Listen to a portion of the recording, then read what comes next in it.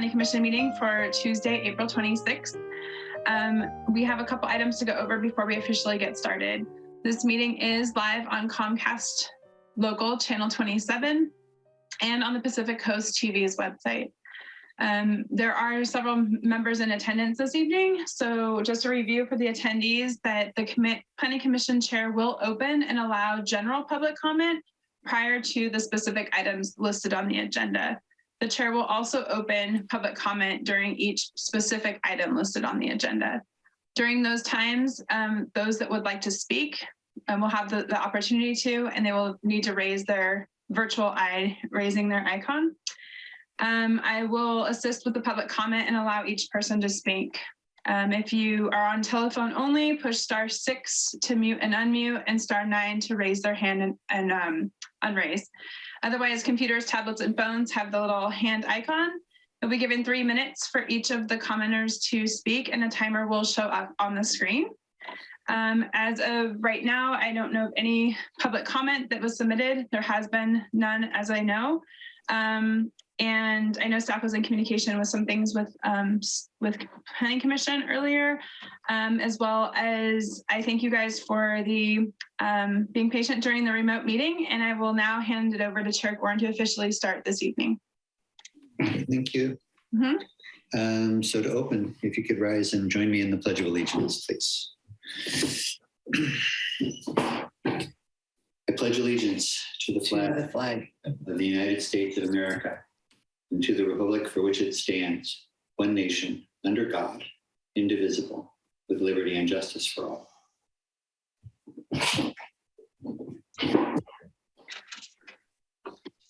All right, you guys. Okay. So, Bridget, roll call, please. Okay. Commissioner Reddick. I am here. Commissioner Gossett. Present. Commissioner Benjamin. I'm here. I'm going to wait just like 10 seconds. Vice Chair Hernandez. There he is. I am present. He is here. And Chair Gorin. Yes, I'm here. All 5 commissioners are present this evening. Great. Welcome. So our first step is to approve the minutes for April 12th meeting of the Planning Commission. Does anyone have any questions or issues with that? With those minutes? I need to recuse myself because I wasn't present for that meeting. Yes. Yes.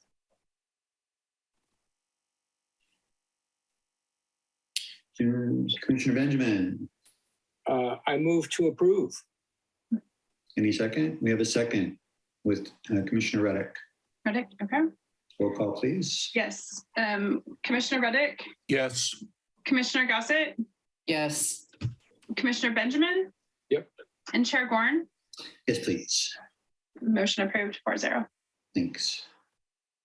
So that brings us to time for public comment for anything that is not on the agenda tonight. So if anyone is out there who wants to raise their little virtual hand and has anything to say that it's not on the agenda tonight, now is the time. I am seeing none. How about you, Bridget? Same here. I see none. So we'll move on to our first item. The public hearing on a coastal development permit for a 2-story home on Grove. And that would be starting with the staff report with Mr. Scott Phillips. Yes, thank you, Chair Gorin and members of the Planning Commission. Nice to see everyone this evening. I have the sun shining down in the front window of City Hall right now for the next 15 minutes. So, but you'll have a direct view of me after that time. So I'll start off with a brief PowerPoint presentation about the project.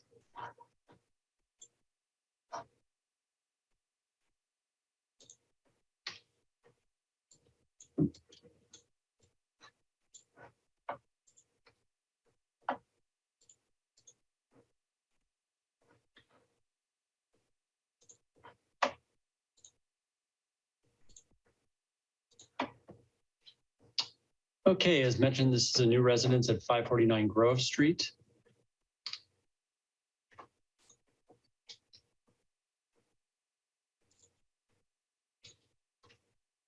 a little background, the house was actually approved back in 2014, a slightly more rounded version of the house, and due to inactivity, the permits expired.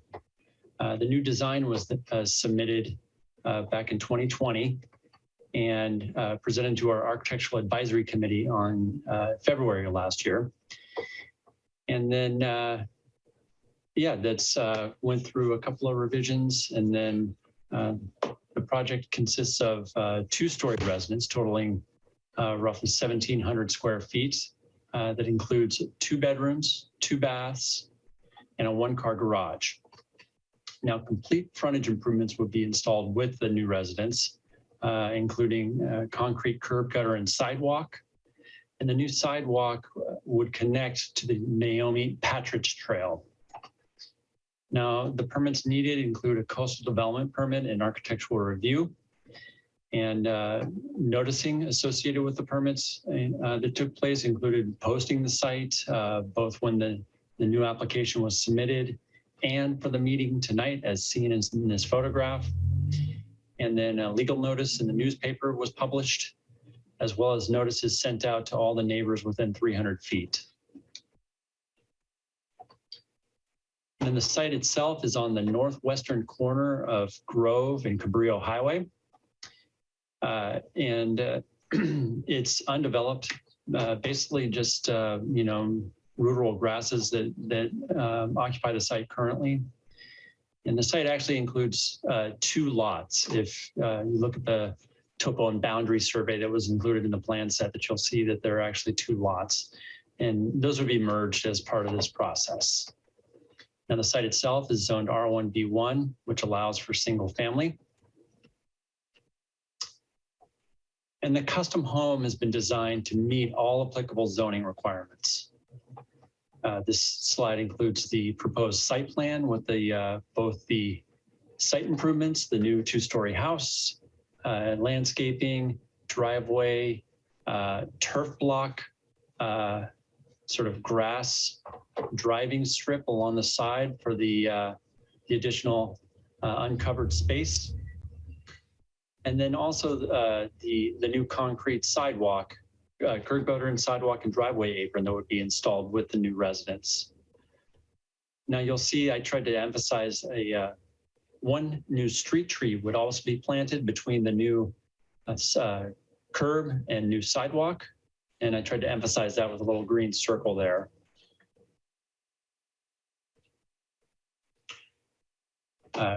Grading and drainage plan was also included with the plan set, and stormwater detention methods have been integrated into the drainage plan, including landscaped areas where stormwater can be absorbed, as well as a detention basin with a bubbler system. Now, our engineering staff, they've reviewed the grading and drainage plan in detail and are supportive of the design of the stormwater management. And then a landscape plan was also included, and you'll see that several trees are shown along the sort of the western edge of the driveway, as well as the 2 corners of the property.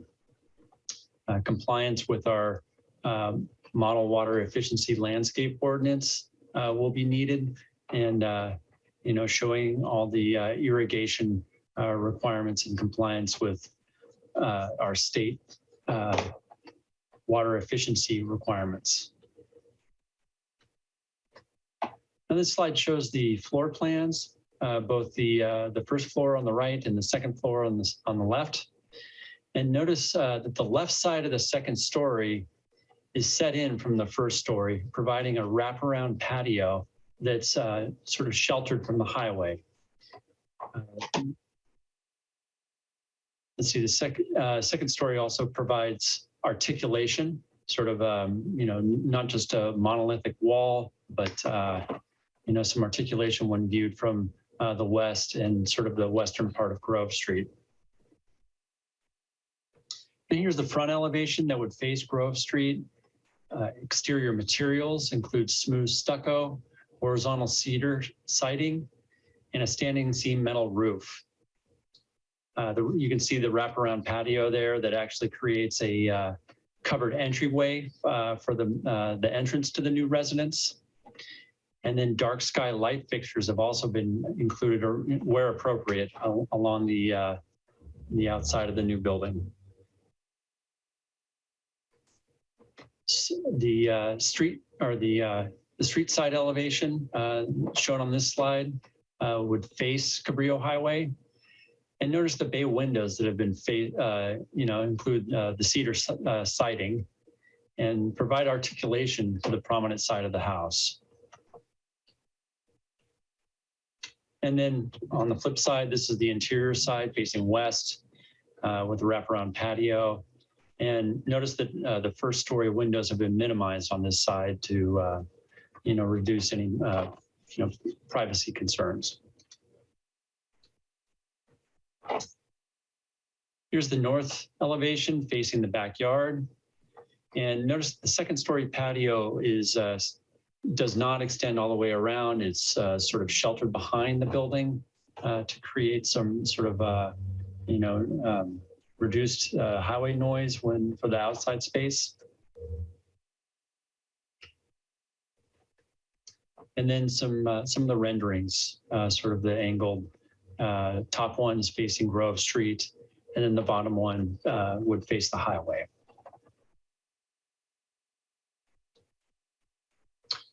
There was also an artistic simulation instead of an actual photographic simulation. This is more of our artistic. And a question came up about the trees along the side of the driveway. They do seem a little large, maybe it's larger than what would normally, mature size here in Half Moon Bay. But I did ask the architect and landscape architect, and they confirmed that those are California Buckeye, as shown in this artistic rendering.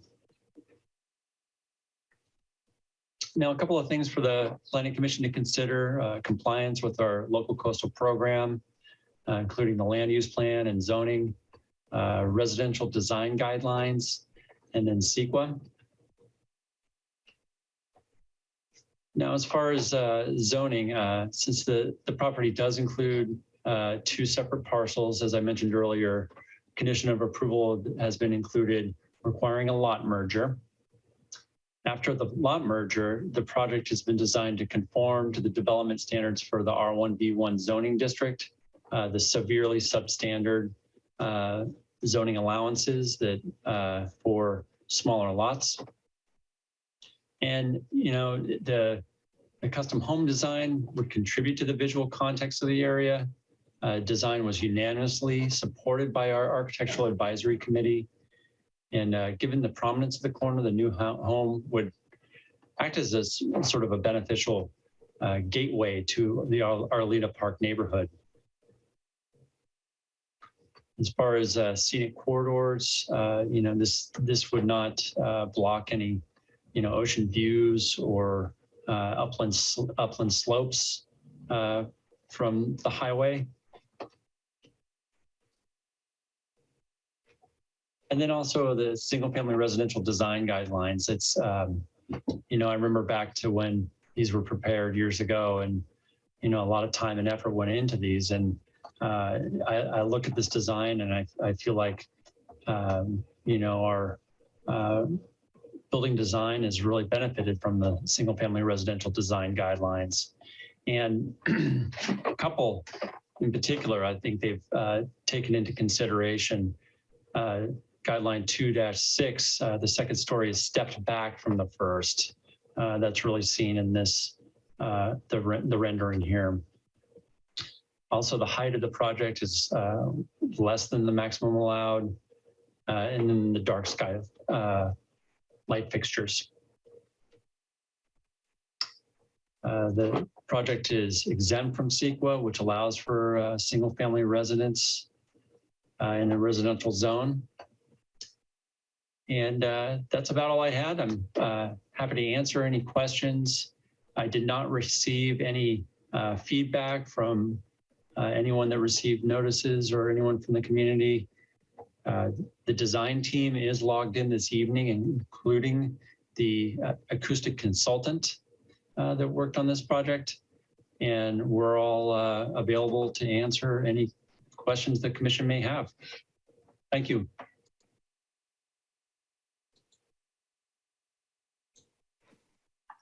Thank you, Scott Phillips. Again, I would like to just move to public comment first, and we'll move on to the Planning Commission questions and deliberation afterwards. So now is the time for anyone who has, in the public, who has a comment about this project on Grove Street, to raise your hand, hit the hand button on your computer so that you can talk about, comment on this. Is there anyone, Bridget, who wants to talk? I'm seeing none. Okay, great. So I will not open, I guess, am I closing or am I not opening? You can open and close. Open and close, Right. yeah. Public comment, and we'll move on to questions and deliberations from planning commissioners. What do you got for me? Vice Chair Hernandez. I think Scott did a really good job of conveying how this project conforms with the residential design guidelines. It's probably one of the best examples of a conforming project I've seen. It's very thoughtful, it's very creative. It actually incorporates design elements that are seen up and down the coast. I had the benefit of biking up and down the coast earlier today, and so I marveled at some of the similarities between other homes that are along Highway 1. And I think it makes creative use of space and decks in ways that creates more livable space, which is good for the residents. And as infill housing in my neighborhood, I welcome it here, and I congratulate the applicant and designer for what seems to be a good design. Thank you.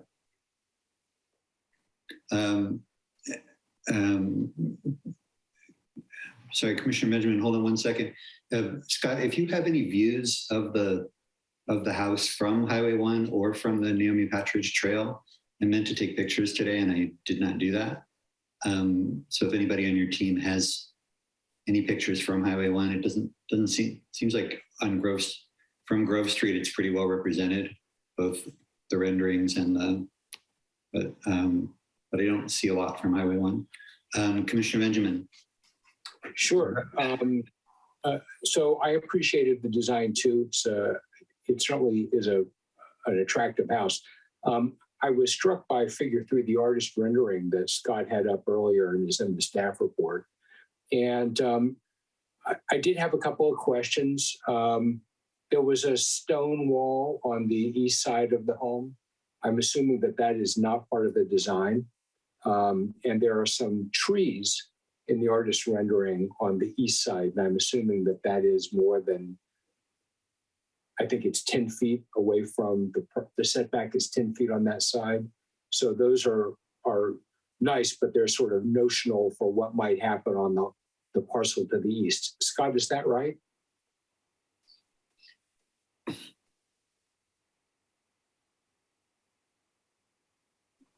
But yes, I'm just looking up, pulling up the rendering right now. Sure.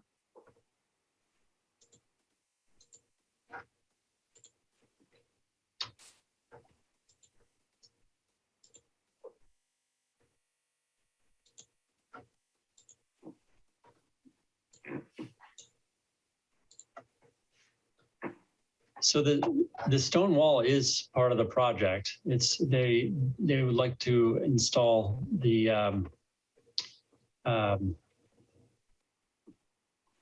sort of the broken up wall along the highway side.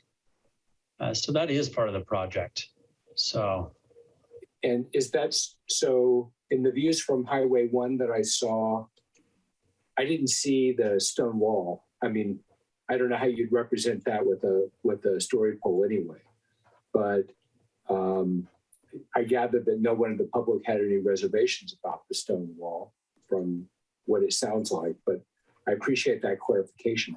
And then there are the trees I see on the opposite side of the stone wall, presumably still on the west side of Highway 1.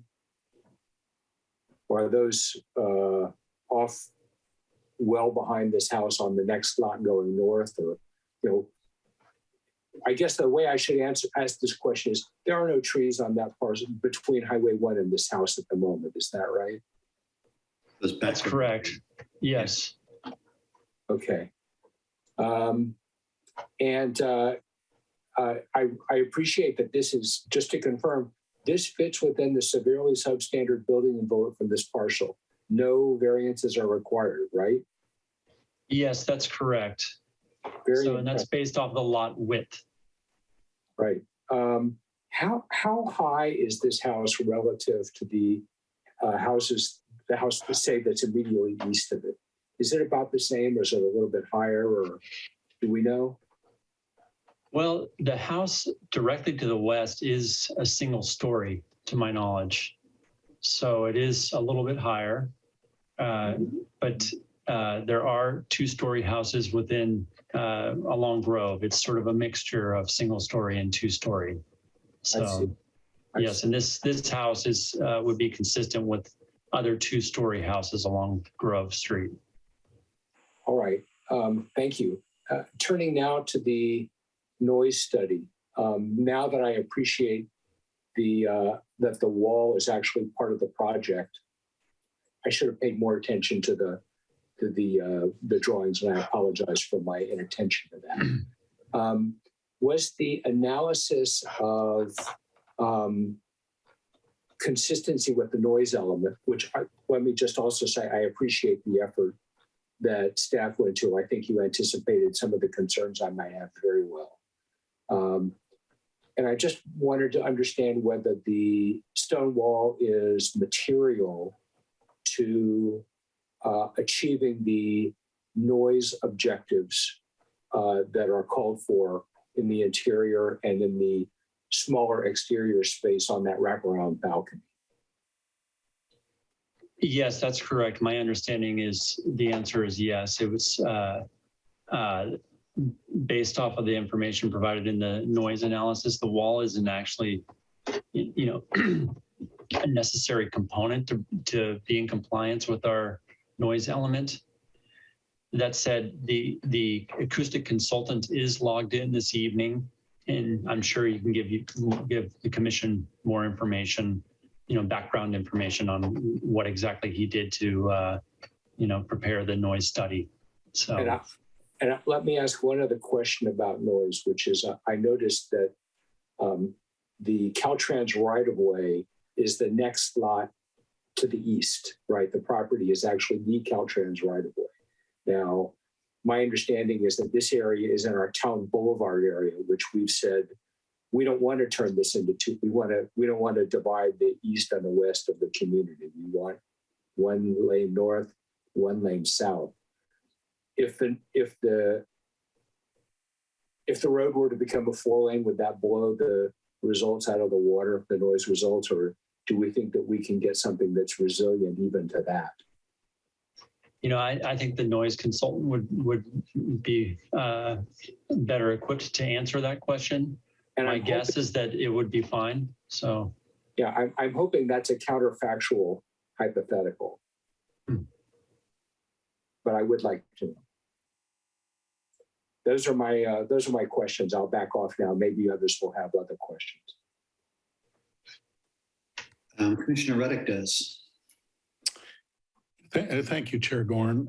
I'd like to compliment the applicant and the architect on this project. They obviously confronted some serious challenges with the design for this severely substandard lot, and I think they're admirable aspects to the design, the articulation and the recessed second floor patio in particular. I am excuse me. I am concerned about the setback to the east, which we know is a is a legal minimum 3-foot setback. And that's fine. And I understand that the residents cannot be shifted. I'm sorry, I said to the east. I mean, it's on the west is a 3-foot minimum, but legal setback. And the residents cannot be moved to the east without requiring a variance from the Caltrans right away there. The only thing I'd ask is that everybody involved be aware of the fact that the so-called artistic simulation, which Scott has shared with us, is kind of a work of fiction on that western side of the property. There is from the proposed residence there, it is 3 feet to an existing fence and about 6 feet to an existing house. And the simulation makes it look like open space to the west. So again, I understand that it meets the requirements that Half Moon Bay has for side setbacks, but I don't think we should have this simulation out there with the risk of neighbors or other people seeing that and being misled by it.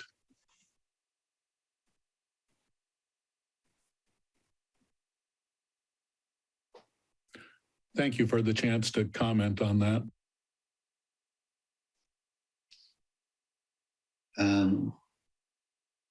Other commissioners, have anything else you want to talk about? I did want to ask about the view from the Patridge Trail. I meant to ask you about it earlier, Scott, and I just forgot. Are there any photos of from the trail itself or from Highway 1? Have you taken those? Chair Gordon, I actually did not take any, unfortunately didn't take any photographs from the highway or the Naomi Patridge Trail just along Grove. But what I can do is I'm going to pull up Street View right now. Yeah, okay, thank you. We can all take a look at that. It's just I understand that, in that neighborhood, there's a lot of 2-story houses. They go up and down. I didn't really have a problem with that, but it did look large when you look at the story poles. It looked large. It looked like it is going to be, possibly blocking view from the Patridge Trail or from Highway 1. That was my only concern. I thought this was a really nice looking house, and seems to meet every requirement. So, but that's my concern. The chair, while we're waiting for that street view, maybe we can make good use of the time by hearing from the acoustic engineer. Yes, I'm going to hear from Commissioner Gossett for just a second first. I did take a picture from the trail and I sent it to Bridget if you want a picture from the trail. I'm actually working on it too, so thank you. Okay, all right. Okay, so yeah, the noise issue. Let's talk about that for a little bit, and then we'll come back to the size. Scott, do we have the acoustic expert?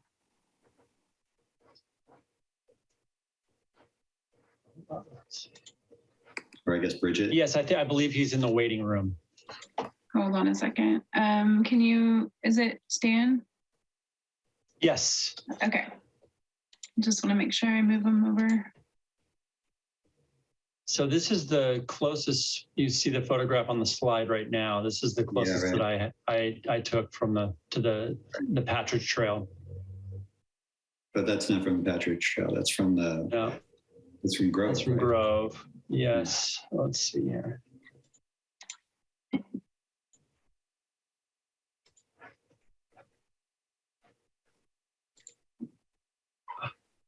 I just sent it to myself.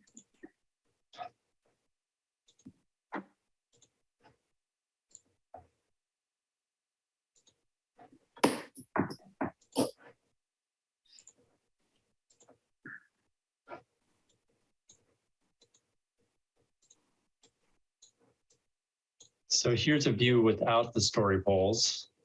Right. And Stan's in the panelist, so he should be able to speak on that. And then I'll be able to, I just sent it to my email, so I should be able to pull up another picture of you in just a couple minutes. Yeah. Okay. Stan Shelley? Whenever you're ready, Stan, you can unmute.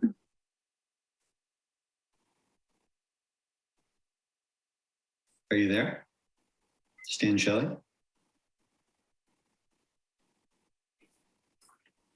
If you can hear me, can you unmute? I don't know. I don't think he's there. I think he left for a little while. Okay. According to the participant list, he's muted and his camera is off, but he's. Yeah, but I asked him, I've been able to undo that, but he's not. There he is. There he is. There you go, Stan. Yeah. There you go.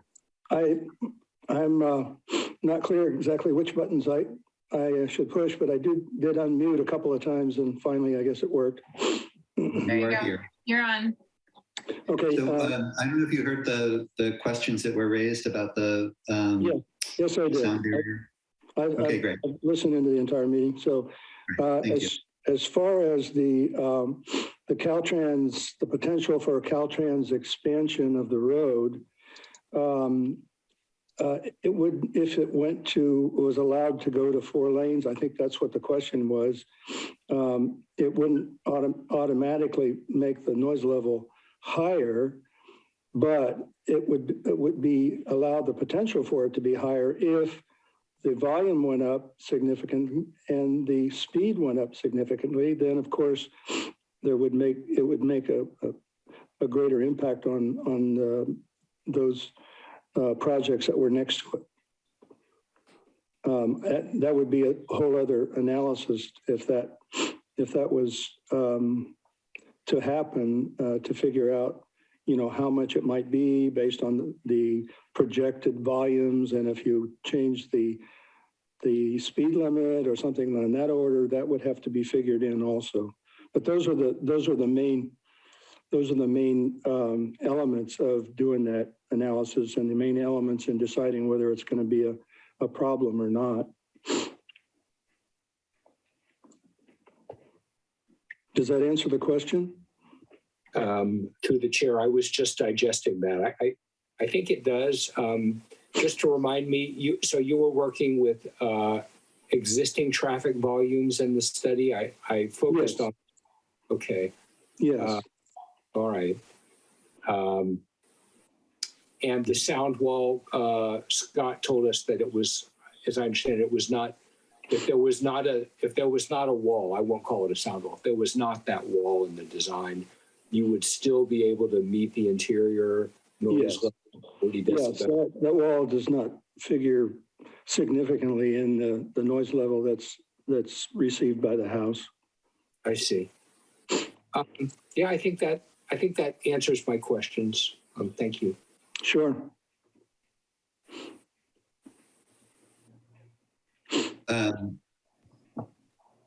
Well, I think in the absence of any views from Highway 1 or the Patridge Trail, I mean, when I went by there, it definitely had the look of being large, but There it is. I don't, enough of a concern. Okay. So, does anybody have any kind of issues or questions about it? It looks like Bridget is about to capture. Yeah, I'm sorry. There it is. The picture that we have, that it was taking a minute to load for some reason. It was some other saved, but that's what we have. Yeah. You all can see that. I don't know. Yeah. Yes. Okay. Through the chair. Yes, Vice Chair Hernandez. Is that photo taken from the crown of the street, or is it taken from the trail there? Well, Commissioner Gossett can answer, but I think it's the trail, it looks like. It's taken from the trail. Okay. So the perspective is going to be slightly lower than the crown of the street, which I think is the evaluation point we need to consider when looking at a project like this. Yeah, the street is definitely higher than where I was standing. and to me, this does not look as intimidating as I had thought it was. This doesn't. I mean, to me, this doesn't look horrible, especially given the design of the place. So, thanks for the picture, Yeah. Commissioner. Who's up? Mhm. See it. Wow. Sorry. Benjamin. Thanks. For real virtual hand. Mhm. So I really appreciate as I said, I really appreciate the design. I did share Chair Gorn's perspective that maybe it was a little tall, but this is not a large house in terms of square footage. And it artfully fits within the design guidelines. So it represents a trade-off that I think the city committed to. And the applicant has delivered a design that is consistent with those standards. I do worry about the possibility that one day Caltrans will decide they want to occupy more space.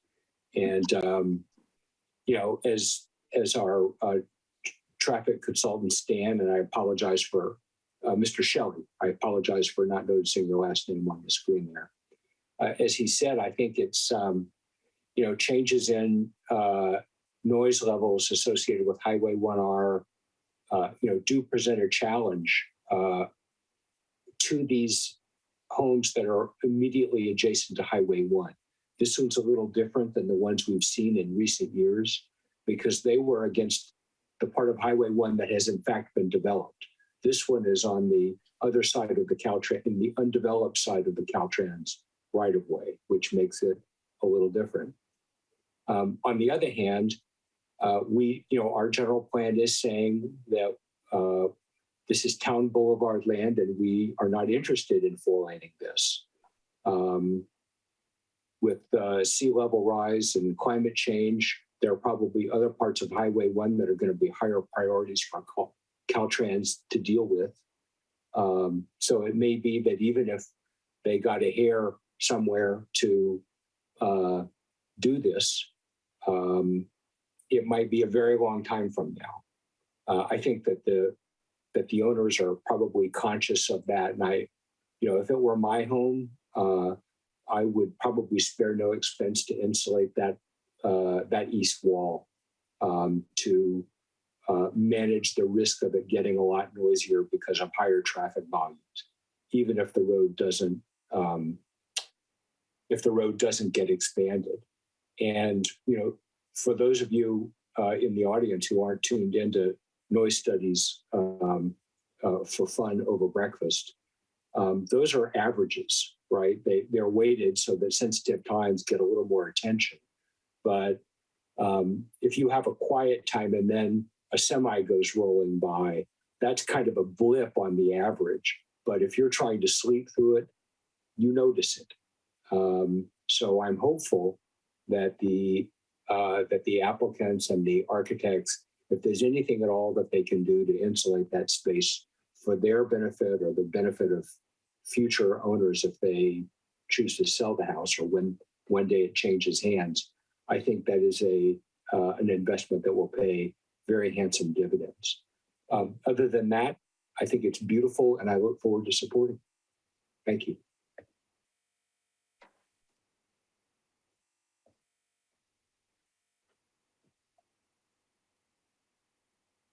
Sorry, I was muted. Vice Chair Hernandez. So first of all, I want to apologize for jumping the gun by jumping into discussion instead of having clarifying questions. So getting back to the discussion, it doesn't matter if we think it's a little tall here, as long as it, one, doesn't block a broad ocean view. Two, we do have purview from an architectural review perspective, but again, unless it's somehow proudly standing well above the other houses in the neighborhood and it really stands out in stark contrast, which this project doesn't, it's not really something we should be in my opinion, and based on previous discussions we've had as a planning commission, it's probably not something we should be, talking about as part of our consideration points here. So it just, to me, it strikes me as a point of order in terms of how we look at projects, because there is no broad ocean view here. There's telephone poles and there's other houses that are 2 stories, some with decks that are pretty big, and there's some other trees back there when you look at it from Highway 1. I do think, as Jimmy said, or Commissioner Benjamin said, it's worth looking into some of the other projects that have gone up there recently. There's a developer named Paul McGregor who built the house on the corner of Poplar and Highway 1. So he's probably got some experience with the insulation, sound insulation he put in there. If I was the applicant, I would take it seriously, especially with the windows and the siding on the house. It's an important thing, and it's going to really improve the quality of your home. So I support this project. I have no other clarifying questions or points or issues with it. I think it's a lovely design. And as I said, it's probably one of the better examples of what we're looking for interesting projects in our community. I think that's well spoken. Anybody else? Do we want to entertain a motion here?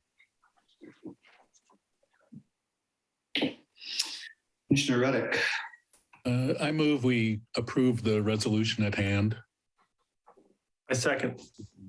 Second from Vice Chair Hernandez. Roll call, please. Commissioner Reddick, Yes. Commissioner Gossett, Yes. Commissioner Benjamin, Yes. Vice Chair Hernandez, Aye. and Chair Gorn. Yes, please. Motion approved, 5-0. Great. So we're going to move on to our parklet program. We need a coastal development permit for the downtown parklet program. And I don't know who's presenting this one. Is that Mr. Scott Phillips as well? Now, tonight you're going to have Joe Butcher, our community preservation specialist, and Jonathan Wu, our assistant engineer. And waiting in the wings are John Dowdy, the public works director, and I will have a little bit at the end of Joe's presentation, and I need to put that thing up for you, so hang on. Okay. Thank you.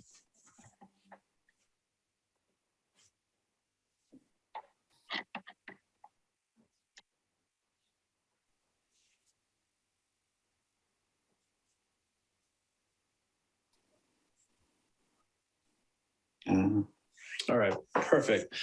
Okay, thank you, Commissioner Gorn and commissioners. As we bring back to you our sidewalk and parklet activities program. It's changed slightly since the last time you guys saw it. Originally, it was a sidewalk cafe, but per your suggestion and excellent feedback, it was an idea to add in activities for public uses. So as you see, we love this rendering. It's a great, just perfect drawing of what an ideal parklet looks like. It's well, thank you, Mr. Chris Ridgway, for allowing us to use this as a great example. We'll move on. Through this, we'll briefly touch base on just the background, where this came from, the program overview, get a little bit of public hearing feedback if there's any public comment on this, and then through discussion and deliberation, see what your comments and thoughts are. So I'll just briefly touch on this background, since this is the second time you've seen it. We have added activities to this. Now, you previously have approved Bartera and Fatoria, so you're well aware of what a parklet is. A parklet is using portions of the streets, the public right-of-way, and street side parking spaces repurposed for outside dining, extensions of the business, seating, landscaping, et cetera. And sidewalk cafes, as you've seen up and down our main street, for just specifically outside dining along the business frontage. But we've added in the language here for activities and display. So we do have some retail along Main Street that this will allow for a limited retail display or some landscaping or planters to make a more attractive feature of the downtown, heritage downtown, while still allowing for ADA accessibility. But this will include the possibilities for small scale recreation, such as outdoor reading rooms, chess, building sets, puzzles, art, etc. Next slide, please.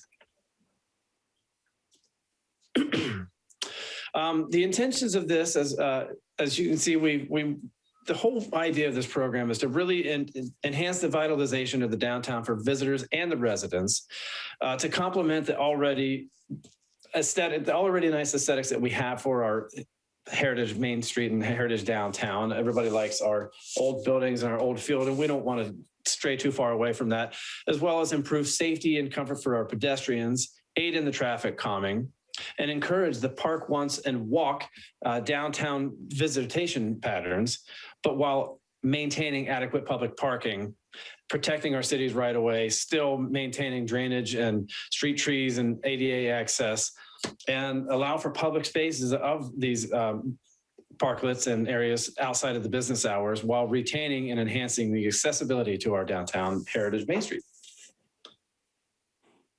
So with this program, we're going to go over what our defined program areas are. I believe Commissioner Gossett, I think this may be the first time you've seen this. So we'll really lay out where this program area is, as well as talk about the cap on parking spaces throughout this program area with conversion in a distributed manner to allow for other opportunities of parklets, and discuss as well the guidelines and provide what our vision is of this parklet program is, as well as set out some requirements that are going to be pretty set in standard. As you see, we have added in the activities and display. So this will just touch base briefly on limited retail display, still allowing for adequate passage and for an attractive feature, as well as like landscaping planners and flexibility. So basically flexibility of having the option of doing a parklet or doing a combined parklet with sidewalk activities, or just strictly sticking to sidewalk activities or a sidewalk cafe. Now, where this program really came from was we've really been coordinating with the downtown businesses, and this really aligns with our Coastside Recovery Initiative to really help these local businesses to get past the hardships that they felt during COVID. And this was a very positive program that we put in temporarily to kind of kick this whole program off and get the momentum for this. So as you can see here, this is our program limits map. So where this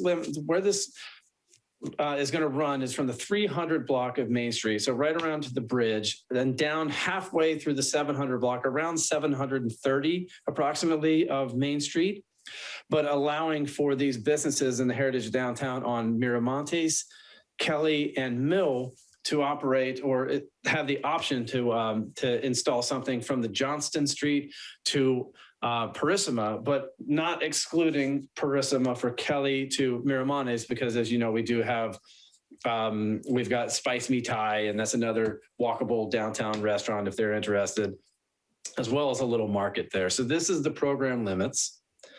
And the next slide really just breaks down what I just told you, just sets out the parameters of exactly where this is going to be and no further. And with that, I'm going to turn this over to Jonathan. He's our engineer. He's worked a lot on this with us, and let him explain what we're looking at. Thank you, Joe. Good afternoon, commissioners, fellow city staff, and attending members of the public. Thanks again, Joe, for the introduction. So what I'm going to kind of talk to you guys about today is a couple different scenarios with parklets within our parking area, the designated parking stalls. So in this case right here, you have an angled parking stall, which is pretty much all along Main Street. And you can see that we're kind of allocating a 3-foot buffer on each side, both the left and the right side of the parklet. This is mainly for ADA access for adjacent stalls to allow people to open their doors safely and allow passage through that area over there. In addition, towards the bottom side, you see a 2-foot buffer from the driving lane. And again, this is more so of safety aspects for people inside the parklet in addition to vehicular traffic. And you can also kind of see that there is a 11-foot minimum driving lane. And this is just our standard driving lane throughout the city to ensure that there is enough width and enough space for vehicular traffic to pass through. One important thing to note, and was kind of based off of comments that were received from the past Planning Commission meeting, you could see on note 5 on the bottom right of your screen, is that if an existing striping were to be removed, then we would ask them to create a solid stripe throughout this, throughout the parklet to pretty much act or to show a visible line on the street to act as that buffer. And again, for the next slide, we can see that same scenario for parallel parking stalls, which you see kind of south of the Main Street corridor, or not corridor, but the downtown square where Joe mentioned of the 700 block. You have the 3-foot buffer on both sides. Just this, not for opening doors, but more so of allowing vehicles to easily park into adjacent stalls. You have the 2-foot buffer for the driving lane, 11-foot minimum driving lane, in addition to note the same note that I mentioned on the previous slide. And with that, I'll bring it back to Joe. Thank you, Jonathan. So we just have a couple pictures here for you. We just wanted to give you an idea of what the sidewalk cafe would look like, where we do have tables on each side of the sidewalk for dining or drinking establishments, but the aerial demonstrating the 4-foot minimum for the pedestrian zone. So it really still allows for accessibility and plenty of safe passage. Our next slide is an excellent example of outdoor retail. And with outdoor retail, obviously, it's important to have an attractive aesthetic, as well as it be functional for the business that is supporting. As you can see, also adequate passage for the 4-foot pedestrian minimum for the pedestrian zone. And lastly, a great example of what activities would be in a parklet. You know, people are actually getting to hang out and enjoy the area, enjoy the space as a public space. Moving on from there. So we've gone over this before. I'll touch base on briefly. With this program, there will be a pre-application process where the staff will actually review an application and determine if the business is eligible to have a parklet or a cafe based upon the the heritage downtown and following the requirements. Once that has been determined, there will be an administrative process where multiple city departments, our CDD engineering will take a look at this to make sure it is congruent with the program we've laid out, as well as maybe have fire reviews, make sure that they don't have any additional requirements, which, you know, some buildings are unique, as you saw with Bartera and Vittoria. And then our architectural advisory committee will have a chance to take a look at this and look at the standards, the guidelines, the design, drainage, and furniture, and just give some feedback where they feel is necessary to be able to make an attractive and you know, a nice parklet or cafe to be consistent with our downtown and the aesthetics. In addition, they would also have to follow whatever the conditions of approval are in their CDP and make sure that they are notifying their neighbors of the application and their intent for a parklet or sidewalk activities. With license agreements, we are going to have a standard license agreement for all participants, but they will be business specific based upon the business, the approach towards annual fees, what that's going to look like when that's determined, as well as, again, any unforeseen issues that we may have in dealing with fire or utilities, you know. Again, it's base by base. It is all once we have a chance to take a look at what the applicant actually brings to us. And just like with Vittoria and Bartera, building permits are going to be necessary, as well as inspections and plans. We want to make sure what's being put in is sustainable. It follows all of our guidelines. It's safe. And post installation, I myself will have these parklets on a regular rotation to make sure they're being maintained, they make sure they're clean, and they make sure that they are still safe for public access and day to day. As I touched on, there will be a license agreement. Through this license agreement, the applicant will need to indemnify the city, name us as the additional insured, and provide maintenance ongoing for the life of the parklet. For the public use, that will be outlined specifically, like I said, specific to the applicant and their license agreement. And parking, we're going to touch on a little bit more later, but the main thing that right now we're going to discuss is allowing ADA spaces to be retained. If not, in the event they do have to take an ADA space, it would be the responsibility of that business to replace an ADA spot nearby, and that parklets do not block or occupy any EV charging stations. One last time, we're going to take a look at the parklet limits, just because I want to give you a quick overview of what this whole program looks like as it pertains to parking. I know people were concerned about loss of parking in the downtown area, so we have a pretty vast parklet limit. And our next slide actually is going to kind of break down. This is a great inventory of the parking spaces that we have along this program limitations by how many parking spaces we have per block. I won't go through this bullet by bullet. You guys have this information. What I think is specifically unique about this is in total of the entire program area, we have 281 parking spaces available.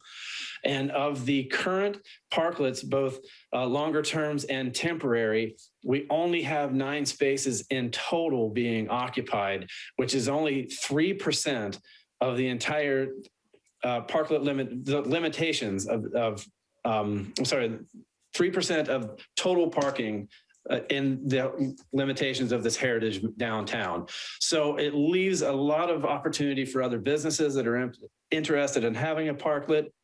It also, very far off, kind of gives you a breakdown of what the 20% would look like per block if somebody were to have a larger, if they had the retail space to be able to do it, to be able to have a larger parklet, how many parking spaces they can take. And it really goes to show you that the impact of the occupied spaces in the comparison is actually very, very minimal, with at least with what we have right now and what we have likely in the future.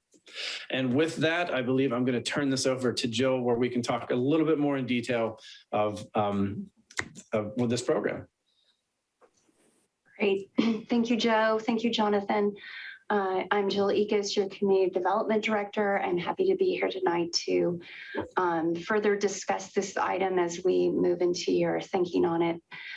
For a coastal development permit, I am leaving this slide up for just a second because I want to remind everybody that these 281 spaces, those are just the spaces in the program area.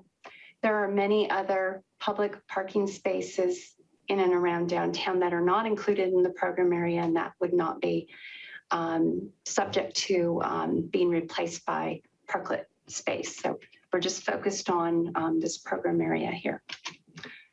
Also, we focus mostly in this presentation on parklets because they have the most kind of expanded footprint into the public area, right-of-way area. But do remember that this program also includes sidewalk activities. The city has not had a sidewalk cafe ordinance of any kind. It was something that really surprised me when I got here. So that's also covered here and important. It, however, has a much lighter touch.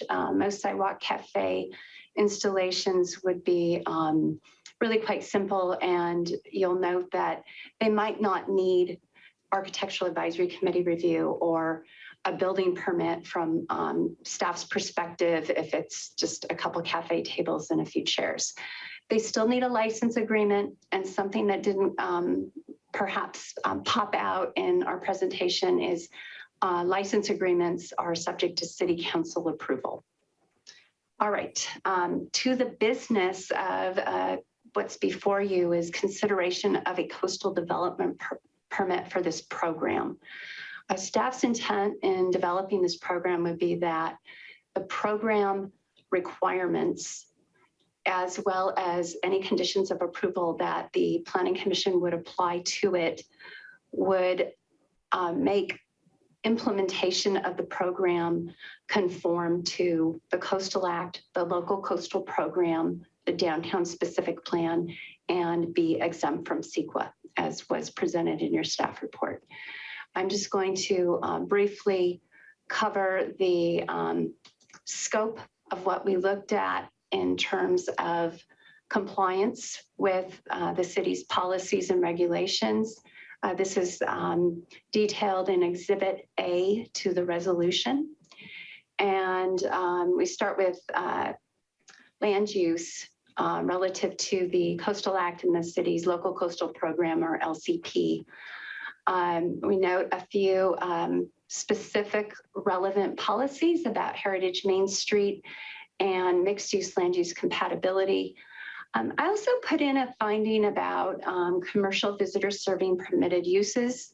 This is a different zoning district than the downtown, but it's an important land use to think about relative to the Coastal Act, and visitor serving uses are important in downtown as well. So if you noted that when you were reading it, it was a little bit unusual, but we think the intent of that particular policy is actually relevant to this program and to downtown. The range of uses was selected to squarely fall within the zoning code allowances in the commercial downtown zoning district, as well as these policies. Additionally, to ensure compatibility and in response to a planning commissioner input at your study session, hours of operation to ensure that there's quieter times and that these outside uses are not operated overnight, because we do have a mixed use zone. We do have residents living downtown, and we hope to have more.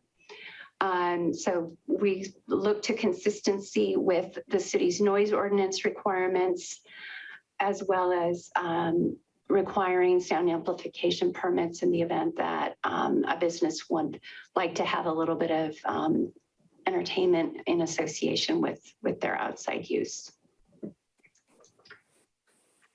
Coastal access, of course, is one of the, as I've been educated, pillar of the Coastal Act, and we take it very seriously, even in downtown, even though downtown is not getting to the beach, because Half Moon Bay's downtown has a very special coastal context as a small downtown that developed relative to an agricultural community over time. And so we do care about that. In your local coastal land use plan, there are policies about managing parking and including the on-street public parking supply. Also, making sure that we're providing EV parking facilities. These policies were absolutely considered in numerous components of this program. But we also think about our pedestrians and how they're getting in and through the downtown. That is why that pedestrian zone is defined, in particular in the sidewalk installations, to always maintain at least 4 feet clear. That's something that, in addition to looking at the condition and maintenance of parklet space that Joe also looks at on a routine basis, is that we don't allow encroachments into that important area.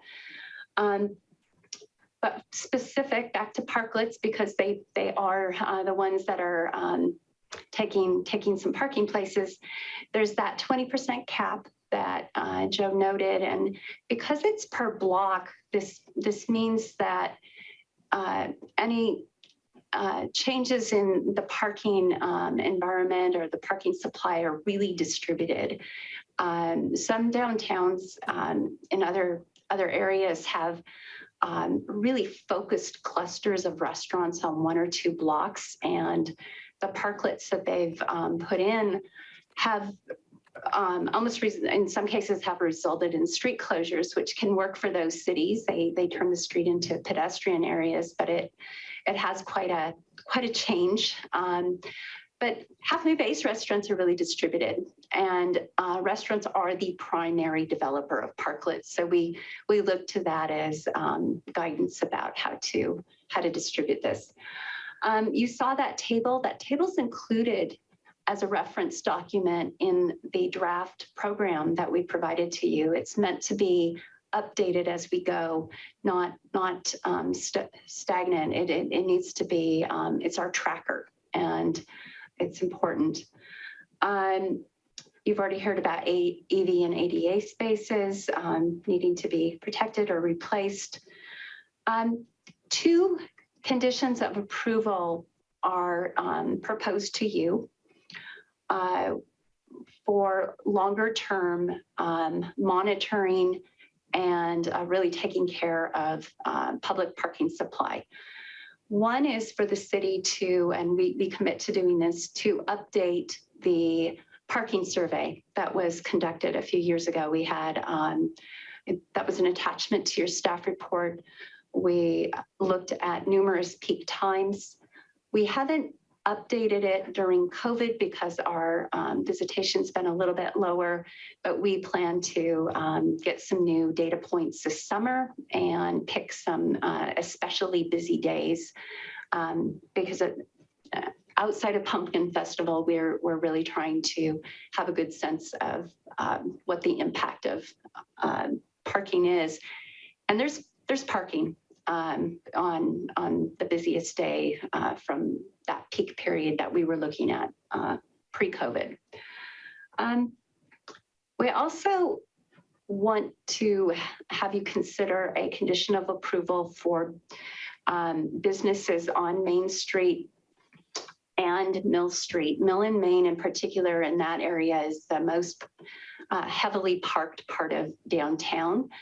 And the intent here is for parklet development in those areas that the business would commit to finding appropriate parking locations for their employees.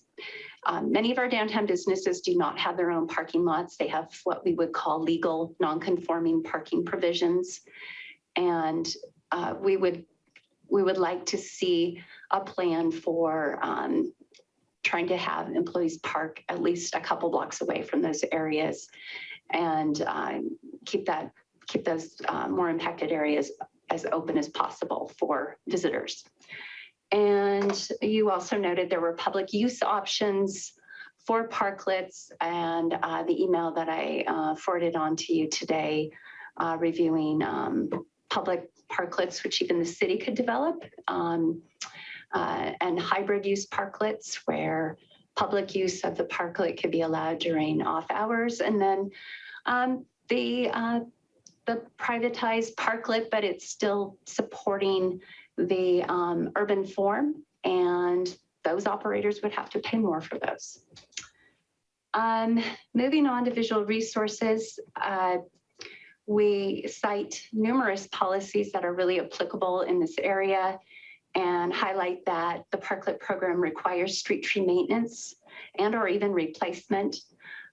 Design review, we've already talked about, we've discussed lighting, and of course signage is also a matter at hand here. Natural and archaeological resources, we're mindful that our program area touches near Pillarcitos Creek. However, the only real location that could probably have a parklet you've already approved. But we still kept the provisions in this program in the event that something changed in that area. And then just to confirm that this program does not anticipate excavation of any portion of the public right-of-way, either the street or the sidewalks, and we don't believe there would be any contact with any kind of archaeological resources. You still have a downtown specific plan that we hope to someday either retire, replace, update, but the one that we have is the one we need to use. The three categories that were really pertinent, we've already talked about: parking, design, and landscaping. And findings that came forth for the land use plan policies and the zoning code requirements are supportive. I think one area that the downtown specific plan goes a little deeper is historic resources. The downtown specific plan cares about the building line and the character of heritage buildings. And those are things that we, obviously, these outside uses are not going to affect build-to lines. and we expect our Architectural Advisory Committee to help our applicants and staff with compatible design. And finally, we cited two CEQA exemptions as pertinent to this program, reminding everyone that each of these installations is small, they're distributed, they are limited to areas that are already developed. And you will note there were a few special cases, including the City Hall parking lot. So it's a little bit different than out in the street, but we did want to pick that up in this program. And just, we're happy to talk about parking, but parking is not a CEQA issue. So we just note that. Staff is eager to hear your input. We are recommending approval of the program, and should the commission move forward with what has been provided to you or with modifications, the program would, we would incorporate those conditions of approval and put them right into the program document. We're trying to make this as easy as possible for our businesses to use. And I could kick this back to Joe if you want, Joe, to wrap up on the hearing, and then we have a few next steps. Sure thing. Thank you. Okay, and just as a reminder, we do have a project page on our city's project page and our website where we'll be updating this pretty frequently, from our parking inventory to adding resources like FAQs. And once this program is complete, with any changes that we make, we'll make sure that we have the most up-to-date version available for the public and for anyone that has any questions. So moving forward to the next steps, obviously, we'd like to get some public comment. If there's anybody out there that has anything, any comments, any positives, any negatives, anything, we just want to hear some feedback. Then we'll move on to the discussion and deliberation with our commissioners. But the next steps going forward from there is I will be preparing the application materials and working through that so that we can get that nailed down for whenever we have an applicant come in and really make this a streamlined process, as well as we need to get a master fee schedule approved by City Council so that we can determine what the cost will be for the parklets. Essentially, that's going to be the big one. But that goes through compliance review fees from parklets as well as the sidewalk cafe, so we can get an idea of what we're going to stick to there, and annual fee rates for the use of the public right of way. We encourage temporary installations to come forward. I've actually already have talked to all of the existing, other than Barterre and Vittoria, they've already been approved. I've talked to our other parklets. They are aware this is coming, and they are very excited to take the next steps once we've find out what's going on here this evening to get some more permanency and get some added direction. And lastly, we're going to bring this back to the study, to a study session with the Architectural Advisory Committee, and really just line out what this program is going to look like, what our expectations for their review is going to be on this, and really coordinate to how we can, like I said, make this streamline as easy as possible and make it as attractive and for beneficial to our heritage downtown.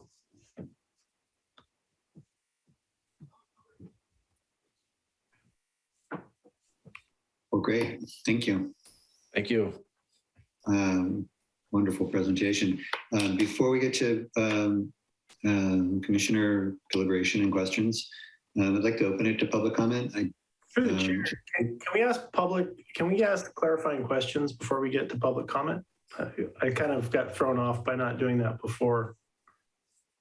Well, we've tried now to fold the clarifying questions into the commissioner deliberations.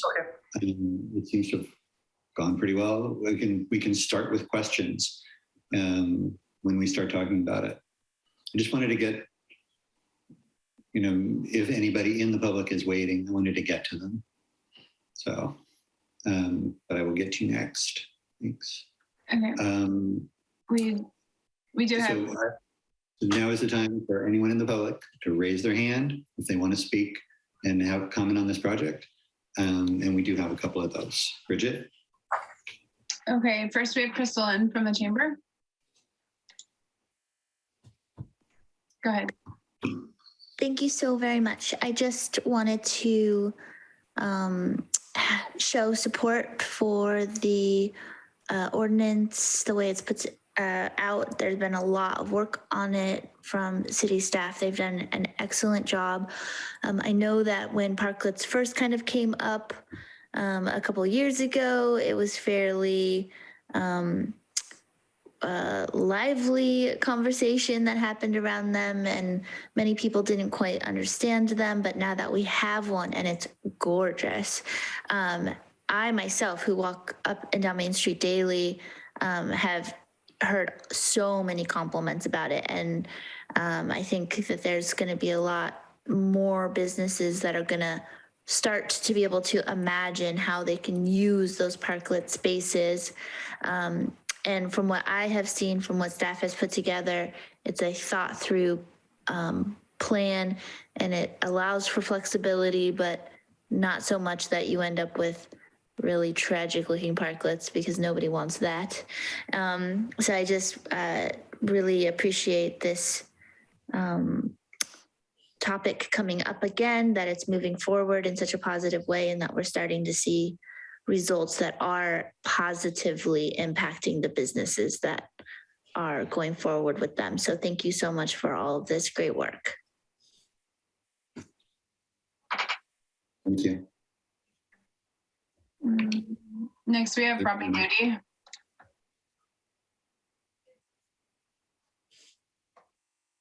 Robbie Moody, you're up.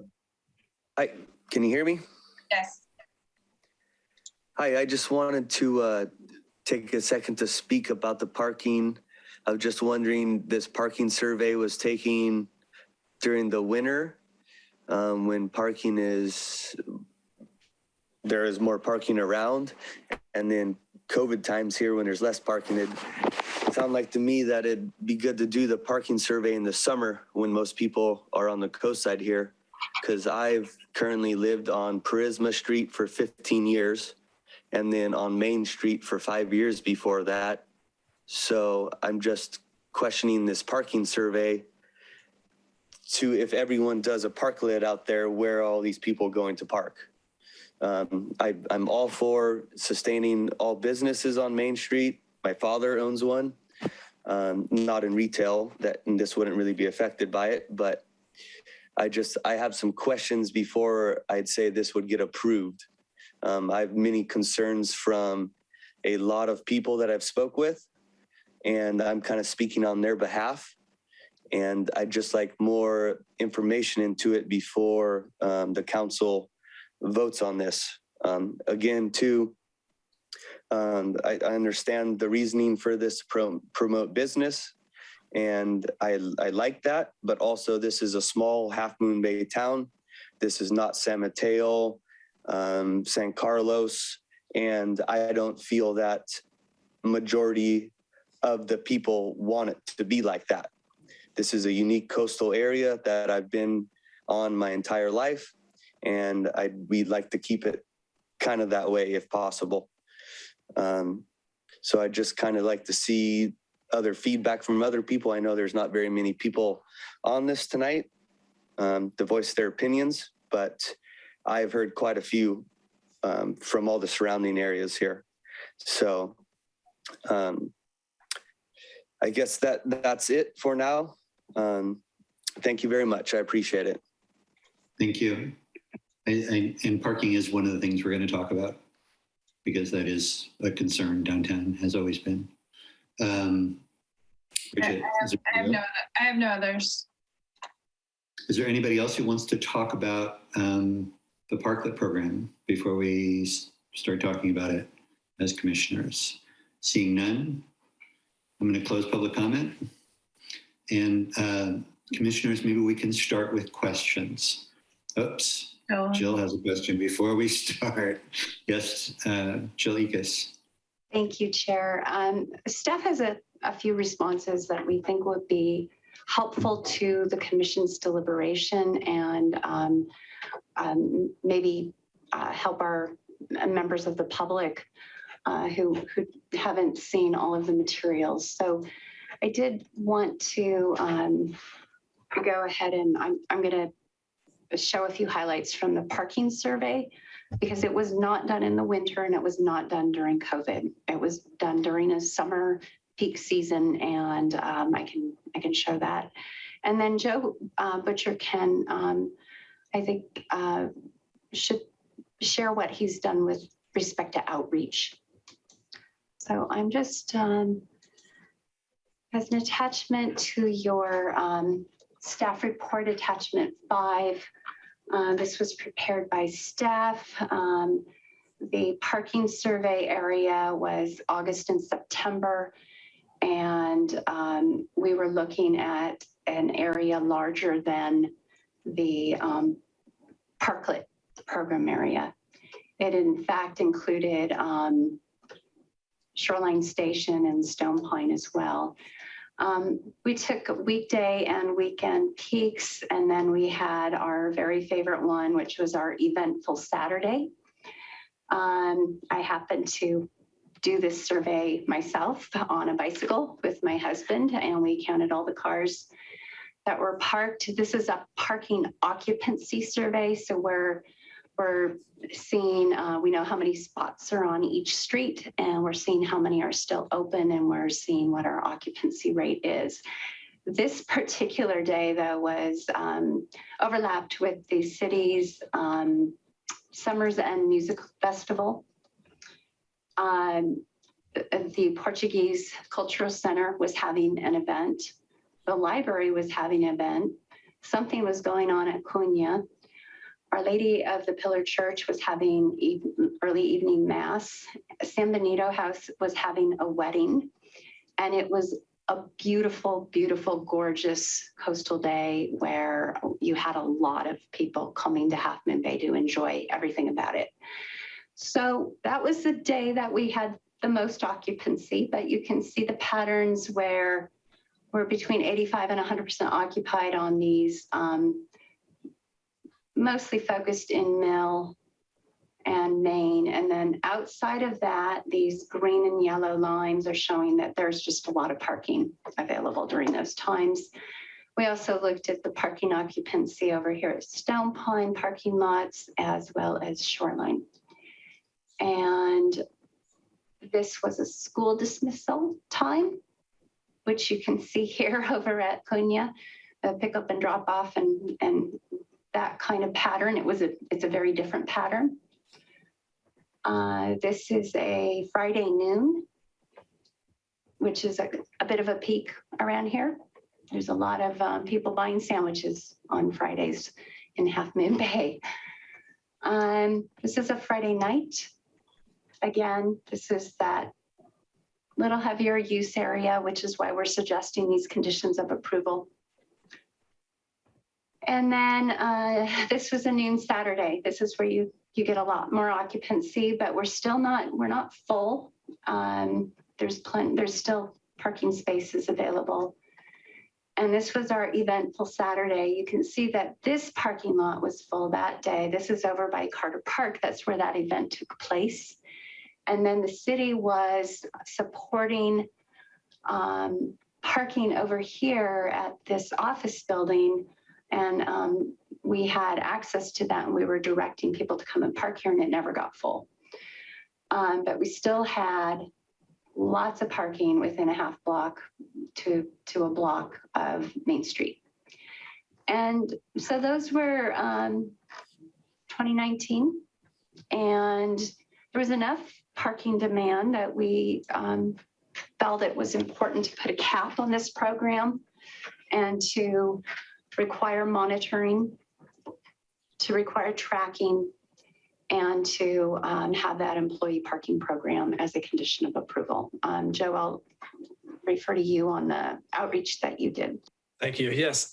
So like Crystalline said, whenever Cafe Society came to you guys years ago with the proposal for their parklet, there was a lot of sensitivity in the downtown area from local businesses of what that was going to look like. So this time around, we really wanted to make sure that we did our due diligence and we really made it as well known and as transparent as possible that this is coming down the pipeline, and we wanted to get as much feedback from the possibly impacted businesses as possible. So I myself, I attended actually, and Jonathan as well, have attended several of the Downtown Business Association meetings where we, pitched this idea, got some feedback, even got some feedback from the people that were a little less enthusiastic about the Cafe Society parklet. And with that, went even beyond that. I met with the beautification committee several times. As we know, this year is looking like they're going to have the Pumpkin Festival. We've got 4th of July. They run multiple parades. This is something that needs to be on their purview so that they understand, any, if at all, any impacts that it may have. They were supportive. As well as I've discussed this with interested parties, I wanted to make sure that those that are concerned that they may lose parking or may lose parking for their own customers, that with this program, it's strictly only for their business frontage. So any other adjacent businesses shouldn't be affected directly because we wouldn't allow for them to lose their parking spaces. I just did a city manager update last week with the city council. We held this study session originally back in, I believe, late February. So we've really tried to get the word out there. We've done our public noticing. Every Wednesday, Crystalline from the chamber and I, we actually do a walkabout Wednesday is what we call it, where we go talk to the local businesses about their needs, what's coming up, the pipeline from our end to the chamber end. And we've had this discussion with our sidewalk cafes and everything. We just want everybody to be as informed about this as possible and let them know that, even if it's not positive feedback, that we are taking in their concerns and considerations through this program. Okay. So let's move on to Commissioner deliberation, and we're going to start with questions. And I think Vice Chair Hernandez has one.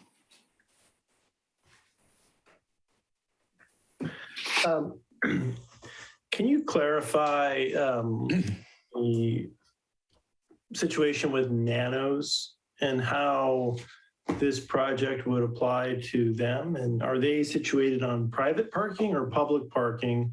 And how would this project apply to private parking for existing businesses? That's my first question. And then the second question is, as we're looking at sidewalk activities, could you walk me through what Half Moon Bay's rules are around things like alcohol consumption on the streets and in these parklets or on the sidewalk cafes? Jill, I'm happy to jump on this if you. Okay, to your first question, in your packet, there actually is a portion of our program that actually kind of talks specifically to these unique cases, similar to nanos. So they do have a license agreement, which we will be going back to at the acceptance of this program, where they're going to have to go through what everybody else will have to do. Granted, they're not going into the public right away, so to speak, but they are taking away spaces out of our city public parking, to which they're going to be responsible to installing a new ADA space. They are going to be their conditions may be a little slightly different in their license agreement, where they are in city property and they're not in the public right away. And they still will have to go through architectural advisory committee and likely have to go through, some planning for signage and everything else. So they're slightly unique, but like I said, if you actually look in your program about the special cases, they would fall in line with that, whereas they're not so impactful and they don't have different grades, which that's one of my biggest things for that parklet is with other parklets with curb and heights from the street heights, they don't have that. There's just, so again, it's a very unique case with them. As far as your question with the businesses that serve alcohol, all businesses are required to follow along with the ABC guidelines. So with these parklets, whenever they have to do notifications to the neighbors for, I think it's 100 feet in all directions of all their neighbors, aside from the notification, they have to line out specifically where they would be allowing for alcohol consumption, and it cannot go outside their specific zone. So it's not, alcohol on the sidewalks. It's not walkable like, where I'm from in Savannah, Georgia. It is specific to the area approved by the ABC, and in the event that they don't adhere to that, their license can be revoked entirely. So we're not creating a free-for-all like during the Half Moon Bay Pumpkin Festival. Correct. We meander around the streets with open containers and so forth. Correct. And in our program, it even actually speaks specifically to special events that if this establishment were to operate during a special event like they would normally, they are still required to stay within their own parameters as they would on regular business days. And it doesn't give, that freedom of the walkabout. Okay, great. No other clarifying questions at this time. Commissioner Reddick. Thank you, Chair. On the subject of parking, it's very natural that when changes like this are proposed and discussed, that neighbors of the downtown areas will have concerns about that. Since I've been on Planning Commission, I've seen 3 or 4 presentations from California communities who undertook revitalization of downtown, the cornerstone of which was sort of parklets. And in every case, there were some businesses and there were some neighbors who were concerned about the going away of parking places right outside the businesses. But in every case, the lessons they learned was that the parklets and the other enhancements to the downtown area more than made up for any small inconvenience brought by displacing a few parking places. It's pretty much proven that these parklets and associated enhancements will bring more business to downtown, will result in visitors and locals spending more time there.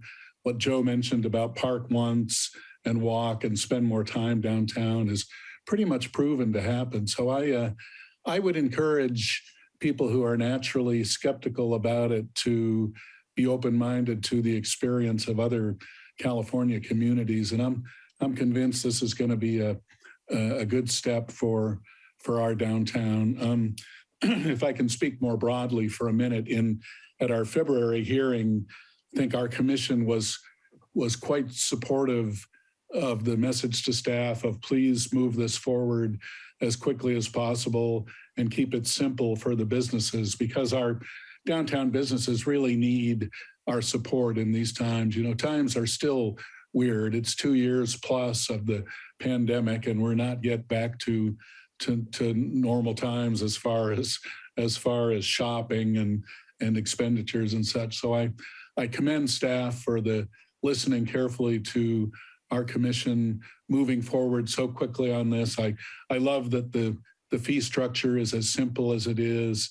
It feels to me like the application process is going to be as simple as it can be, and there are lots of other enhancements to safety and such that Joe and team have incorporated into this draft. And I commend staff for moving forward as quickly as we have. I think this will be a boost to downtown businesses. Thanks. Thank you, Commissioner Roddick. If I just jump in on one of his comments that I did want to include that one of the things that we've actually included in this update is actually in this parking management program that we've added, it allows for, if a business feels that they've been directly impacted, that we have an ability to take this back on a case-by-case basis and do an evaluation of this between our engineering staff and Jill, the CDD director, to where we can determine if there needs to be additional parking added, or how we could facilitate. So we still have that in the language as an option, just in case. Great. And Commissioner Benjamin, your hand's up. Yes, thank you. I just needed to unmute. So interesting dialogue. At some point, I hope that Jill or Steve can comment on the exchange concerning the extent to which the parklet would be available or should be available to the public during non-business hours. That was an interesting exchange, and I think it deserves some thought. I appreciate the question and the answer. I'm still unclear on where I land on that. And I also appreciate the quickness of response. I wanted to ask a couple of questions rather than offer an opinion about the project. I appreciated the sound, the question of how we deal with sound, and the idea of sort of referencing the noise ordinance. I think that the parklet concept raises some issues that I don't think the noise ordinance actually anticipated, or maybe it did and I'm not understanding how. Just as an illustration, suppose you have two parklets near each other and they both want music. Our noise ordinance, somewhere in Chapter 9 or Title 9, talks about how we don't let obnoxious noise happen after certain hours. And there's some flexibility in the language that helps us understand what those hours are. And there's a list of different kinds of obnoxious noises. And whereas after 10 o'clock, playing loudspeakers or amplified musical instruments might be considered obnoxious, they're not generally. And I'm just wondering if you have, two different parklet activities, each of which has its own, that are kind of talking over each other, but neither one is over the limit. At some level, these kind of inter-parklet conflicts they're not visualized in the noise ordinance or probably in any other ordinance, because we think of businesses mostly sort of keeping to themselves. But, the audible space is one of those things that kind of inherently is a shared space. And I'm open. It's not that I'm saying, therefore, we shouldn't do it. Not at all.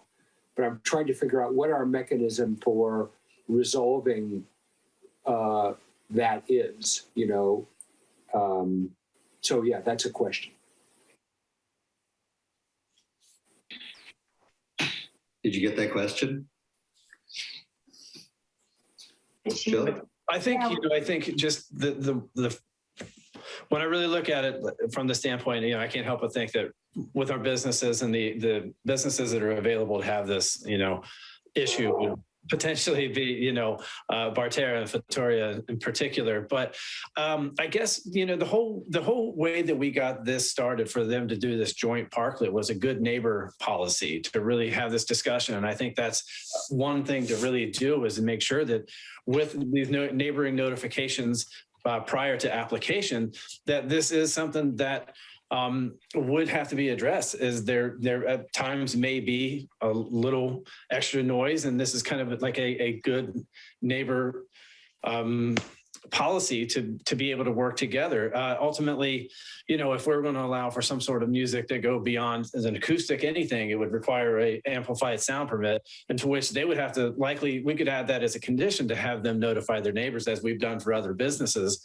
that are going to have live music. So I think that's at least one way to start. I don't know, like you said, with our code, it's a little bit less specific than that. And it's mostly about the hours and what is considered obnoxious or, annoying noises. But I think it's just really having the conversation of what if and how that can be civilly mitigated. Yeah, I do not anticipate that we currently have any Hatfield-McCoy conflicts going downtown. I hope not.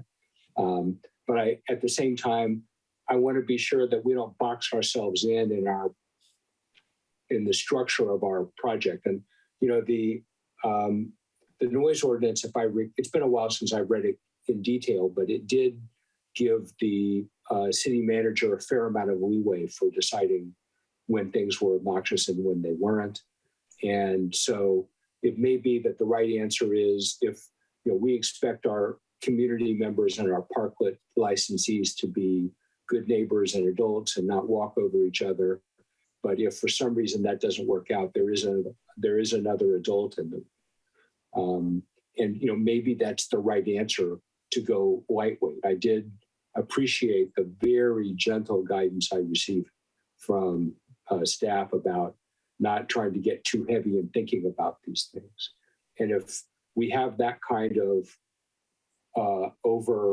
overarching ability to adapt our plan and deal with the licensing questions after the fact, maybe that's enough. I want to be sure we don't put Bob or Jill in an untenable position, and that we've given them a firm, bracing on which to say we have to do a better job than what we're doing right now in managing, this kind of conflict. So that and the conversation about public spaces are what I hope we can talk about for a minute or two. Well, and Jimmy, just a comment too, with respects to some businesses that have actually been, that I've received calls on in the past, other businesses that have done amplified music or loud music after certain hours, or even just during the days, anything that could be potentially considered obnoxious or offensive or anything is actually subject to a public nuisance, to which we can still actually act on that and do some sort of enforcement. Chair, if I could just add on briefly to that conversation. I would only say this to commissioners, Commissioner Benjamin in particular.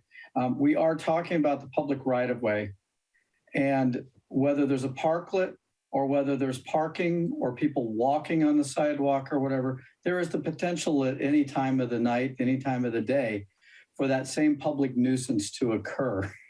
And I would suggest that having these folks under a license agreement, having them conditioned, and having them know that their livelihood is dependent upon that, and that they need to be good neighbors, is far better than what we have with most people who want to be rude at various times of the evening and night, honking, doing whatever they're doing and dealing with it. So I don't really mean that to be funny or anything with that deal. I just think that it, at some point, you have to realize that there is an incentive for this party, whoever that is, to perform and behave appropriately, far more than they have now when their clients leave the door, maybe drunk, maybe loud or whatever. And we've all been downtown when some of those parties leave San Benito House or It's Italia or wherever it is and everything that deal. So I would just caution, in terms of dealing with that. And I will always go back and put when I was an economic development person in a prior life. And I'm not saying we have them, but the two tenets were always, if you have issues with noise and you have issues with parking and problems and shortages and a lot of noise, that means you're doing the right things and your downtown is vibrant, active, and economically viable.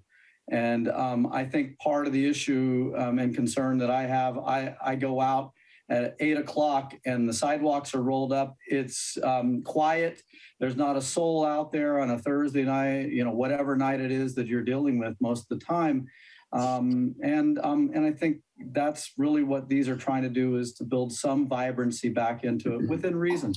And most of these have to shut down and by 10 o'clock under the conditions. So I think it's a very reasonable approach, and we can always come back and evaluate the issues out there. So if I were going to summarize what I heard from our staff colleagues, it is that this is a problem we would like to have, but that it's a problem that we can manage under the structure of the proposed permit. And okay, can we talk about the public spaces thing? Through the chair, is this time for that? I can. Yeah, I mean, I know that we just ask just a couple of more questions. I know Commissioner Gossett had a question, and we'll get back to the public use because that's going to be a big issue. Okay, good. We'll stay tight. All right. Commissioner Gossett? I think she's okay. She doesn't. Actually, everything, my questions were answered with this discussion. Thank you. All right, good. So let's get into public use then, because that's that's something staff has been thinking a lot about and talking a lot about. I'm happy to perhaps review some of the points in the email that I shared with you this afternoon. Commissioner Ruddock asked about public use yesterday, and this comes from both the Architectural Advisory Committee as well as this commission. You were all really hoping for public use, more public use. That initial parklet proposal from Cafe Society was actually a private entity intending to create a fully open to the public space, which I'm here to tell you is really unusual for these parklets. That was an incredible gesture and offer, and we hope that will come back. Our experience is there's not very many jurisdictions that require public use, and in fact, most of them allow for the uses of parklet space to be fully privatized.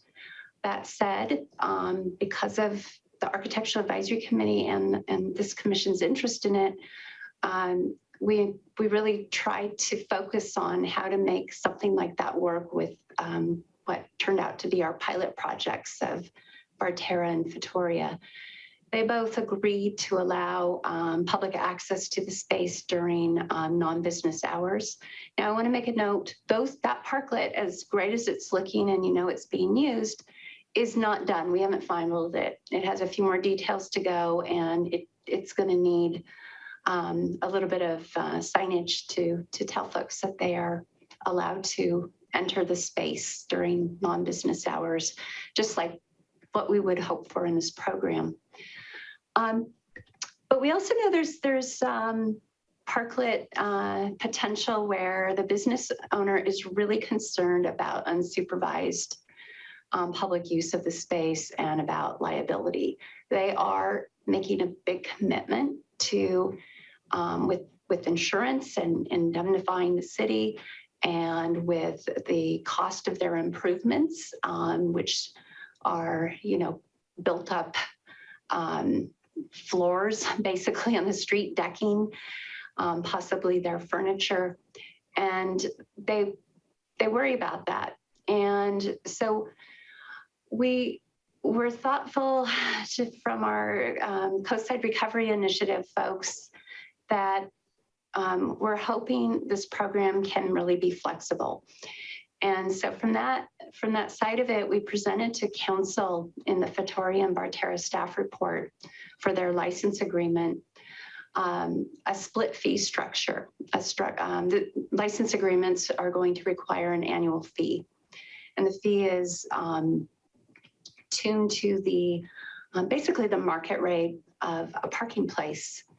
And the idea is that if it's privatized, your parklet developer, that business participant would be paying the full freight.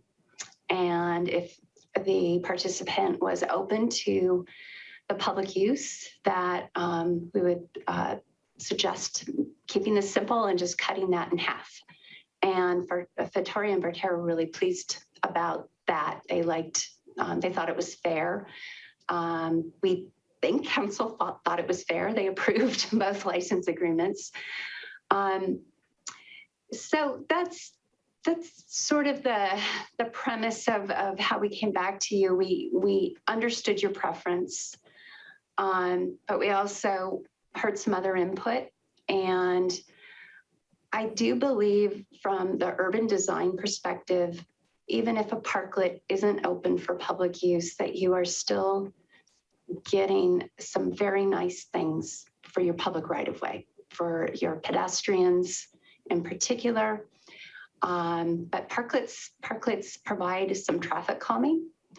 They support eyes on the street. They give a sense of activity that you can't see inside the storefront.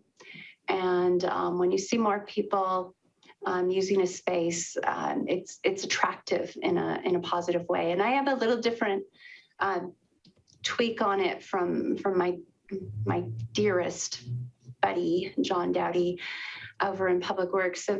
And we understand this.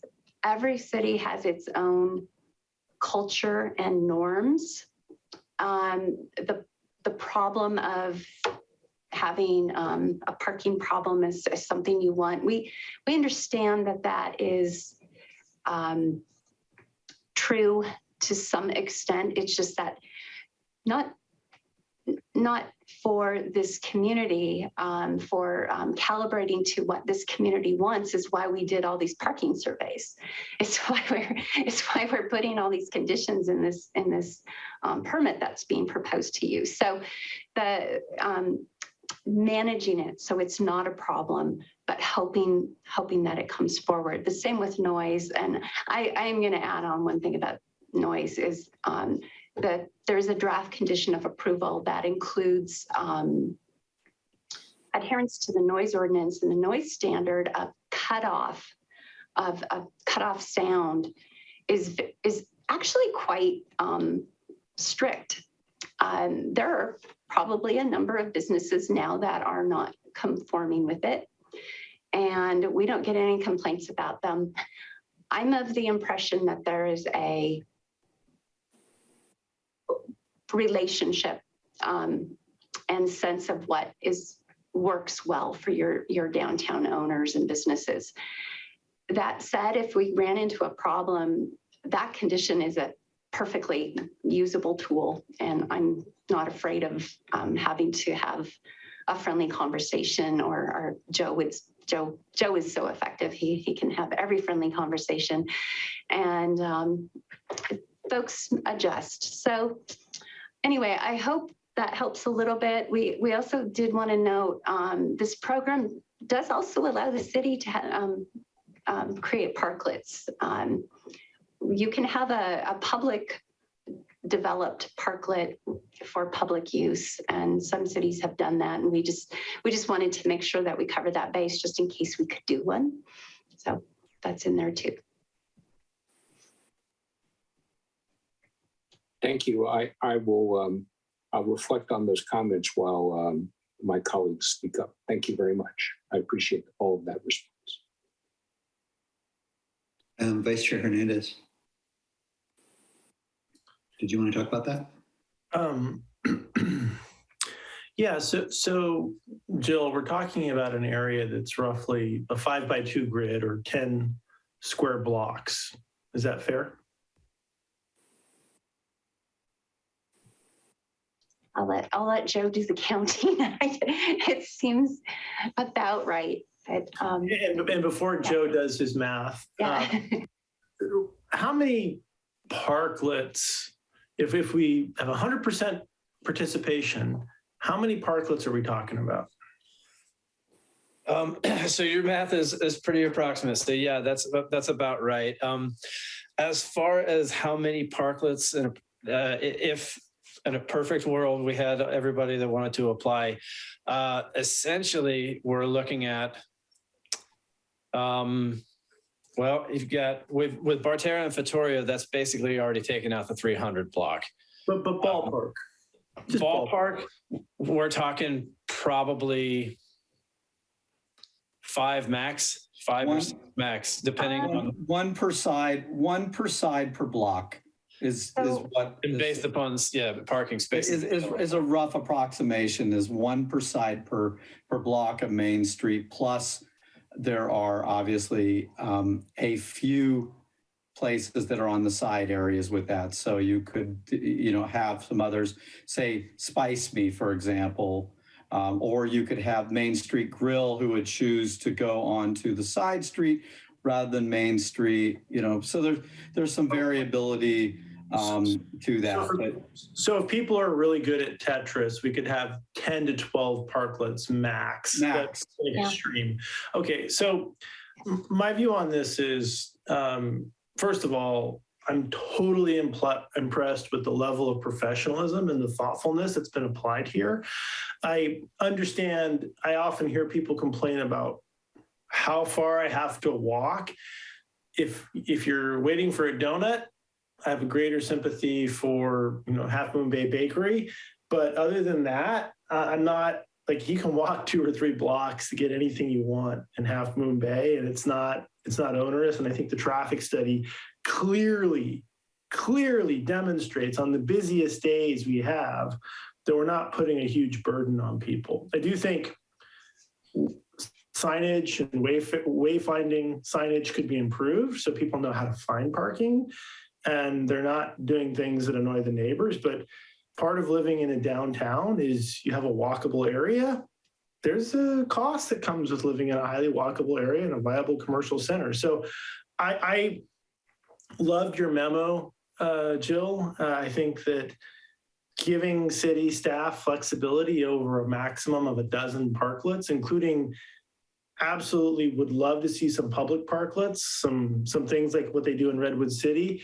That would be amazing. And so I think that my view is we don't need to legislate how you do every nook and cranny on this, because you've got way more staff than you have parklets. And I think it's a relatively easy thing for you to manage with the level of professionalism and diligence the city has applied to date.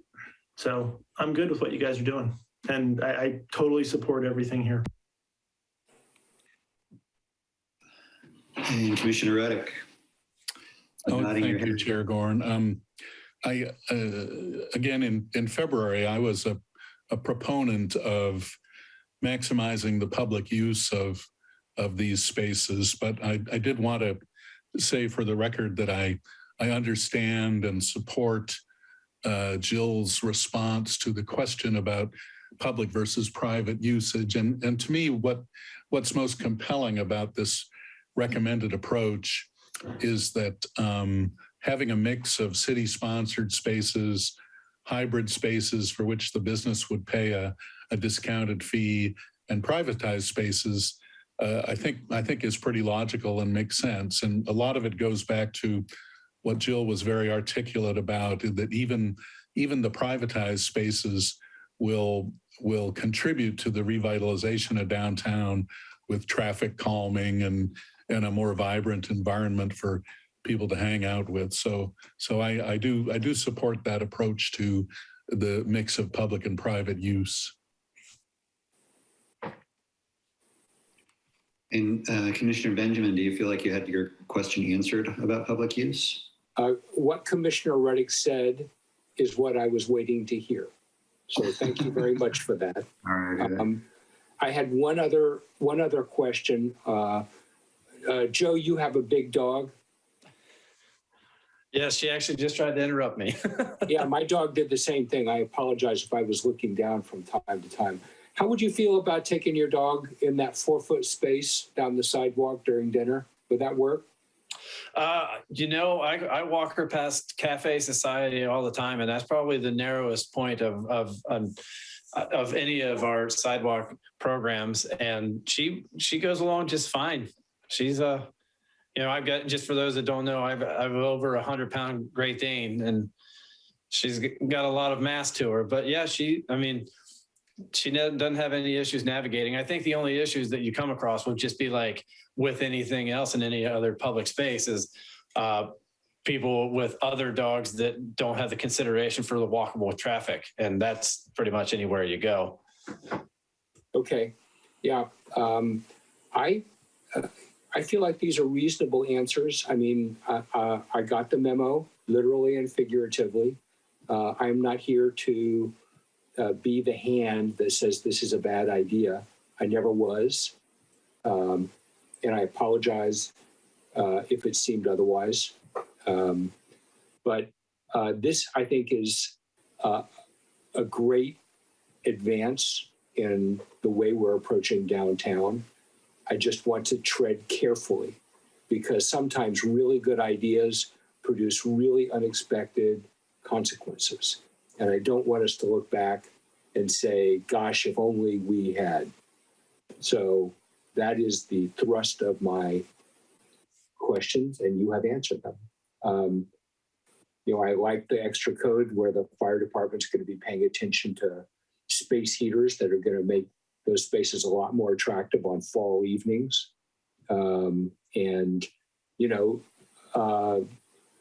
Yeah, I'm just praying for no monkey's paw curses. And with that, I'm supportive. Thanks.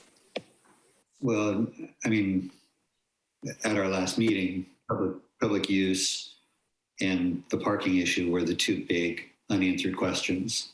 So it makes sense, obviously, to pursue those. Commissioner Gossett, you are up.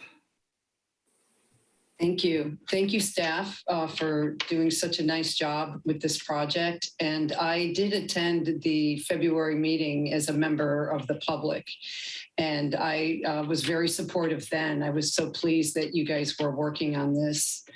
And so, again, I'm just supportive of the project, and you answered a lot of the good technical questions. And I think this will be a great benefit to the vibrancy of our downtown, which is, we want to support our business owners and the residents and the visitors. And so thank you. And Vice Chair Hernandez, your hand is still up. Do you have something else you want to say? I know not of what you speak. My hand has been lowered. All right. Well, I did have a couple of quick questions. One of them, I think, came up the last time we talked about it. So I don't know if it was answered or not. And that was this, the program limits map that you guys have come up with. That makes perfect sense to me. But like when that needs to be expanded, how does that happen? I mean, if somebody comes up with an idea like, okay, I'm going to set up, a gin distillery place that's not in that not in our map. Like, how do you deal with that? Great question. Thank you, Chair Gorn. There's, I think, two ways. One way is that business could pursue their own coastal development permit, just like Barterra and Vittoria did. Mm-hmm. They're outside the program area, and they could seek permitting through the standard channels that we have. The other way would be, let's say it appears maybe that it might become important to expand the program area because it was more than one business. You saw some development pending. I don't know what, but you maybe the commission even noted it or staff noted it, and you could amend your coastal development permit for the program and adjust the program map, and you could also update the program a little bit at that time. So if you wanted to keep it in a programmatic mode, you could. Also note, even in the program area, if we have an applicant who wants to seek their own permit without being held to the standards of the program, they could apply. We wouldn't recommend it because the whole intent is that there's a lot here to support an applicant and to also ensure an appropriate installation and use. So I hope that answers your question. It would be interesting to see that happen. Yeah. Right. I think it was kind of answered last time as well, a little. But so I personally appreciate the moving it forward quickly because it is imperative. I mean, it is something that could help now. And I see that you're taking the fear of losing parking really seriously. And, obviously, because of the flap that happened before, but I think it is a concern that many people downtown have. And I think there's a reason that the two parklets that you have are at the ends at the moment. And I think that might have something to do with parking. But anyway, I also really like the employee parking plan, pushing the employee parking plan. I think that's a great idea. And every other small city does that. And there's so much parking so close that it would be very easy to do. So, Vice Chair Hernandez, your hand is up. I also wanted to call that out. The public parking, the private company parking plan. I think that's a really important thing. And again, I think as much as we can, like, these ideas make sense. They resonate with us. I think that giving city staff flexibility on managing this, they understand how important this area is. And I think they'll use a light touch, and, they will address specific concerns as they come up. So, and I'm a big fan of accountability, which I know Joe is really big on, making people accountable and doing it in the friendliest possible way. So I think that and sometimes you got to be, you got to make it clear that people have broken the rules. And I know you've done that, Joe. So I'm comfortable with this. Great. And Commissioner Benjamin, looks like you have the close.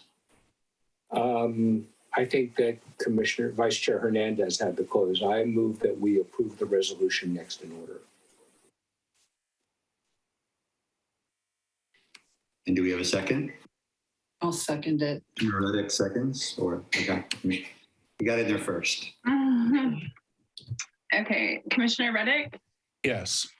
Commissioner Gossett, Yes. Commissioner Benjamin, Yes. Vice Chair Hernandez, A hearty aye from me. and Chair Gorn. Yes, please. Motion approved, 5-0. That's great. Chair, if I could take really 1 great. second and say this, if I could. Jill won't take a bow and won't openly acknowledge, but Jill, Joe, Jonathan did an amazing job. I just rode the coattails and helped a little bit here and there, but the bulk of this were those three, and they deserve a round of applause and thank you for a job well done, and a job, I think, beyond the call sometimes with this. And Jill and everybody are very, they're not gonna openly say that, but I can. So thank you. And thank you, Commission, for understanding and seeing and having the vision. I appreciate that too. Well, that's a pretty good intro for Jill in her director's report. All right.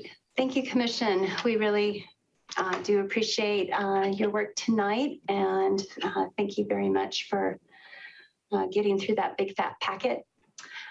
Your agenda forecast is really overwhelming Scott and me right now. You're going to see Measure D on May 10th. That was continued to a date certain. Scott and I have been working really hard getting through 2 and 3 rounds of review on each of these, just because there's so much consistency that needs to be combed out of these 30 applications. Today we met with, I think, 11 of the applicants. We're going to meet 7 more on Thursday. We've already met with about 5 of them last week. We've been offering office hours so that each applicant has complete access to our scoring process and can discuss any concerns they have with what we've come up with from the staff perspective, and we do look into every suggestion that they have. So it's painstaking, and it's just, it's going to be a big night for you because you do have that many applicants, and there's quite a few who are not going to be recommended for having allocations at this time because their projects just aren't scoring as well. And so we thank you in advance and know that we're doing our best to be prepared. So we do appreciate that. Other than that, we have quite a few other things simmering for the commission, and we're just trying to balance your agendas so that you're not overwhelmed on any of your May or June days. And I'm just going to leave it at that for now while we're finishing up this Measure D work.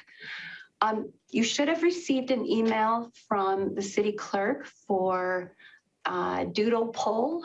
She's looking to schedule AB 1234 training. I don't know what happened with that email, but there were some commission names in it, commissioners who haven't served on the commission for quite a long time. I think it's an artifact of our email system. And the second that I saw it, we're having IT clean that up. So anyway, please respond to the doodle poll. We really would like full attendance at this session. The city attorney is going to give the training, and she's done this before. It's excellent. Your staff will be there. Council will be there. The Parks and Rec Commission is, they're not required to have this training, but they're strongly encouraged to attend as well. All right. Couple other things going on. The Architectural Advisory Committee meets this week. They have an item for the Caltrans Reader Board. This is an item that City Council heard 2 staff reports about. I think it was in fall of 2020. There was a lot of concern about this. There's a proposal for 1 reader board in Half Moon Bay. Caltrans project extends outside of the city limits. So if you're seeing things on Nextdoor or in other communication channels for other installations, they're not this one, but they are part of the same Caltrans project. This is for 1 sign at the south end of town. Originally, it was proposed to be located near the James Ford site, and your council as well as staff were very displeased with that location. For one thing, it didn't make any sense because by the time you get to James Ford, you can't really turn around and take an alternate route. This is supposed to be informative signage to help people make decisions about how they're going to get back over the hill. So one of the things that council wanted, should a revised proposal come in, would be for the Architectural Advisory Committee to give some input. And that's all we're doing. And we'll just remind everyone in the room that the Architectural Advisory Committee does not have permit approval authority. They're only going to take a look at it and give some feedback about the design. What happens after that, we will update you on it, but we need to check in with council. So this matter could come before you as a coastal development permit. It might not, we don't know. So anyway, that's the background for now. And in addition to that item, 2 houses are going for early review before the Architectural Advisory Committee also Thursday morning. They're next door to each other. They're proposed for 565 and 575 Seymour. This is on a site where the Planning Commission approved a subdivision a little while back. And I just want to reassure you about 2 things with this. This will come back to you. Each home will come back to you as for a coastal development permit. I'm not going to take them because you already had the subdivision review and you had a number of concerns, and we want to make sure that you see how this all plays through from those conditions of approval. And I will also reassure you now that the required lot retirements are in process. So those are going to be completed. And so all those bases are being covered. City Council. Council's next meeting is May 3rd. We are very happy to report that Council took the first reading. They introduced the accessory dwelling unit ordinance on the 19th. And so now we can have a second reading and then move into all those other administrative steps we have to go through to get those two state agencies to find it in compliance and to have the Coastal Commission finally certify this ordinance. And we'll keep you updated every time we hit a milestone in the longest ever ADU ordinance process that any of my colleagues have heard of. Very happy to give you an update about the short-term rental ordinance. As you know, City Council adopted this ordinance back in September, and we made the application to the Coastal Commission for an LCP amendment to bring that into the city zoning code. And they finally found our application to be complete. They were asking for additional research, and we did a lot of work on that. I will note that Joe, who's still lurking here, helped me with that, and I really appreciated it. But we're slated now for, I believe it will be Friday, February, or excuse me, I'm going backwards in time. Friday, May 13th. And the staff report is already posted. And so if you're interested in the Coastal Commission staff's recommendation on this item, I encourage you to take a look at that. To cut this short, I will just say they're recommending modifications. They're pretty minor, and I'm absolutely delighted with how far this ordinance has gone. I hope the commission will adopt it as suggested by their staff. I will be attending that meeting to just answer questions in the event that they would like the local jurisdiction to say anything about that. Of course, they will have notice. They notice their items similarly to how we do. So anyway, we just want to have you pat yourselves on the back for the short-term rental ordinance. This commission worked really hard on it. You had multiple study sessions, and you got something that really moved along well with council, and then council did some more work on it as well, and it's still moving along.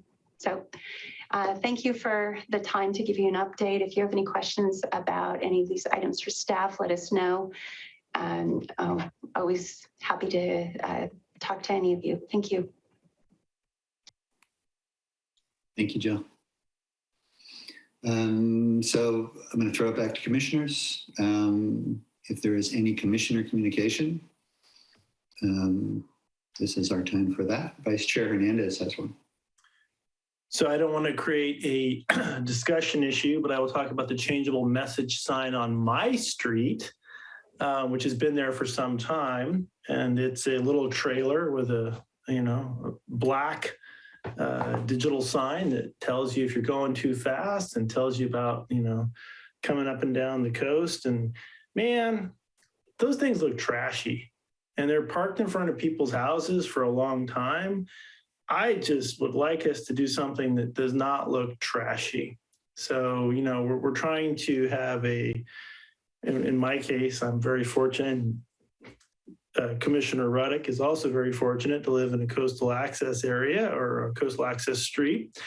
I just want to make sure that we're doing things to apply a standard to Caltrans and get them to raise the bar a little bit if they can. I know that the issue that Jill's bringing up is broader signs, but if we can make them look classy and not trashy, that's the feedback that I have is something to think about as we think about this from a bigger picture perspective. And then if you haven't looked at your summer activity mailer guide, there's a kickball tournament that the city of Half Moon Bay is sponsoring. I got my mailer right now. I'm looking at it. There's other fun things that are in the in here, but and beginning ukulele, which I think some people in my family are going to participate in beginning ukulele. So take a look at your activity guide and love all the work that the city's doing, and excited about our agenda for, I know it's going to be busy, but we got a lot of interesting and meaty projects we're going to be digging into very soon. So excited about all that.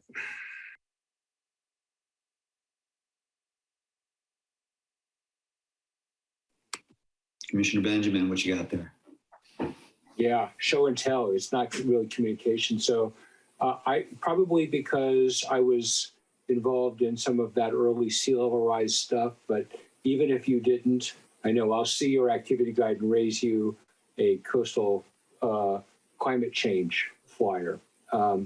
The county is asking for people to weigh in with their thoughts about their approach to climate change, sea level rise, whatnot. I'm just showing up because I don't know if everybody got it. If you did, great. If you didn't and you want to weigh in, let me know. I'll print off the relevant pieces and send them to you. They're in the public record, so I think it's okay for me to mail you directly. That's the big thing. Some chance I won't be in town for the May meeting for Measure D, but even if I am, there's probably some thought about where potential conflicts of interest might exist. And I'm guessing that you guys have already thought about that. I know I have a neighbor down the street who's contemplating a Measure D, and my intuition is I probably shouldn't vote on it because it's on my street. But when we get to the point that we're ready to do that, I just want to heads up that, as many commissioners as can be at that meeting would be really good in case there are recusals. I hope we can all be there. Thanks. Thank you. Anybody else? I just wanted to make, since everybody was sharing paper, I have the paper copy of the Planning Commission packet or the handbook. So Jimmy will be excited. I couldn't outdo you with paper tonight. So it's on the website. They have PDFs at the bottom of every chapter that you can upload, but I will be printing copies for the commission as well. So just want to let you know that they finally worked on that and got that to us. So rockin'. Thank you. Yes, you're welcome. Okay. I'm accepting any motion. I think we just had a motion to adjourn from Commissioner Benjamin. Yes. Is that correct? I'll second it. Okay, we got a second from Commissioner Reddick. We need a roll call. Commissioner Reddick. Yes. Commissioner Gossett. Yes. Commissioner Benjamin. Yes. Vice Chair Hernandez. Aye. Chair Gorn.